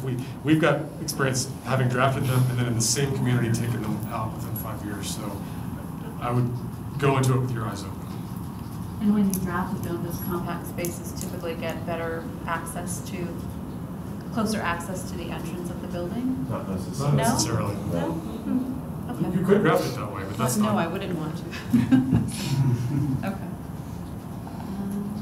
I mean, it's a tricky debate. It's a tricky argument, but we are seeing some people inquiring about that. It's good for the developer. They can get more spaces on the site. But we're requiring less so that they can make them bigger. There you go. You know, I Yeah, mean, absolutely. We're requiring like every once in a while.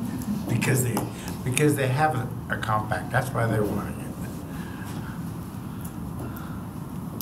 So part of the, I think part of the conversation is that, does the council have any concerns about having a certain percentage of parking requirement be permissible to consider compact parking? And keep in mind, not everybody would choose to do that, but it would be a permissible. It's a flexibility provision that we would incorporate, and we don't have a percentage number at this point, but we would come back with that. So is there any strong objection or concerns about that approach? I don't have an objection to it, I just have a question, so I want to make sure that I'm understanding it the right way. So are you saying that if we say that 10% of your parking places can be compact, right? Mm-hmm. So then, does that increase the number of parking places that they could put in there then potentially? Yes, potentially. Yep. By 10% more, right? Well, not necessarily. Not by 10%. Right. We're talking about an 8.5 foot space going maybe to 8 feet. So it'd be a half a foot. Yeah, I mean, I don't have a problem. I'm just failing to understand why you're asking. Because it's an issue that is being brought up by the development community and whether we consider that. And we don't have an allowance right now. And we don't right And now. to allow them to meet their requirement in less space. Yep, so. Who's okay with allowing the certain percentage to be compact? Me, that's awesome. Great. Thank you. And that's it. Thank you all for your patience and your time this evening. Thank you all. We do appreciate it. Thank you for your patience.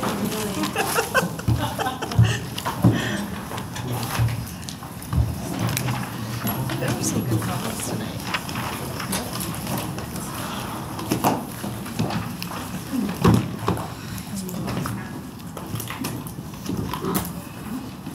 So we have one more item that we need to discuss, and we have an important special meeting to schedule. So I kind of asked everybody to maybe come here knowing when and when you can't attend something. We'd like maximum attendance. So we're trying to accommodate everybody. So let's just kind of open up discussion. And it also has to be held sooner rather than later. So as soon as we can hold it. So we had thrown out Wednesday as a starting point, and I guess I'm wondering where everybody is on that. I know, Jordan, you said you were out of town. Yeah. I was told that the availability of calling in is a possibility, but I don't know if you're able to do that with what you're doing, so. So my confusion is, I talked to Corey today too, so is he the one to schedule it, or we're gonna schedule it today? We're trying to figure it out. Because we're all here and we're all the bodies that have to be there. So the possibility of having it on a weekend is also up for the taking. So we couldn't do tomorrow because we can't post it soon enough. It has to be posted 24 hours in advance. And Jim's not available. Right, right. And Corey, the only day he's not available is Thursday, so. So we can't do Wednesday? Is that what we decided? We can do it, but not everybody's going to be here. Yeah. how early can we do it where we can call in, or how late? Like, are we gonna do 4 o'clock? Are we gonna do 6 o'clock? But everybody would still have to come to consensus that they could attend during the day, so that might be harder for people. I have very little flexibility during. Okay, so what's I don't mean to be rude. No, what time can you attend then, the earliest? The earliest I can attend? Yeah. 4 o'clock in the afternoon. I mean, I can, you know. How about Wednesday? Is it just Jordan? It's probably just me. Can everybody else do Wednesday but Jordan? Yes. Yes. Okay, so then what time? Well, we could do 4, that's fine. Can everybody do 4? Yeah, we'll just make it happen. I can make it happen. Make it happen. Wednesday at 4. Wednesday at 4. 4:15 would help me a lot, but if you want 4, I'll let Cammie take my last call. Well, do you want to do 4:30 or no? Yeah. I mean, you know, we're trying to be. It's fine, Wednesday, 4:15. Yeah, well, for me, yeah. Okay, is everyone okay? 4:15 on Wednesday, Wednesday the 23rd. Yes, unless we need to use the conference Yeah. call. I'll see about in the changing my city flight. manager's office, Yeah. so to be determined, but we'll let everybody know. Okay, all right. Thank you very much, that is all that I have. I just want to thank you all tonight. I know that this is a lot of time and energy and effort, but I want to say that I thought it was very productive and constructive, and I know it helped us a lot. And as I was mentioning to Carol during the break, that I think it's important to understand is that we're trying to test this and we're trying to vet it so that we can build not only your consensus, but also educate you at the same time of what may be coming down the road back at you when we bring this out to the public. And instead of looking at it going, oh my gosh, this is so loud and I don't want to think about it, you have some tools in your toolbox to at least be able to put it into context and say, well, maybe on ADUs, if we have a way to address it that addresses these concerns, maybe we can still consider it, or maybe it's the color of the paint or the parking or whatever. But point being is I want to thank you all because I know this is not easy, but it is very helpful for us. So I just want to say thanks. We thank you for your patience with all of us, so thank you. Zoning is not very exciting, so, All right, we adjourn. It does not have me questioning my career choice.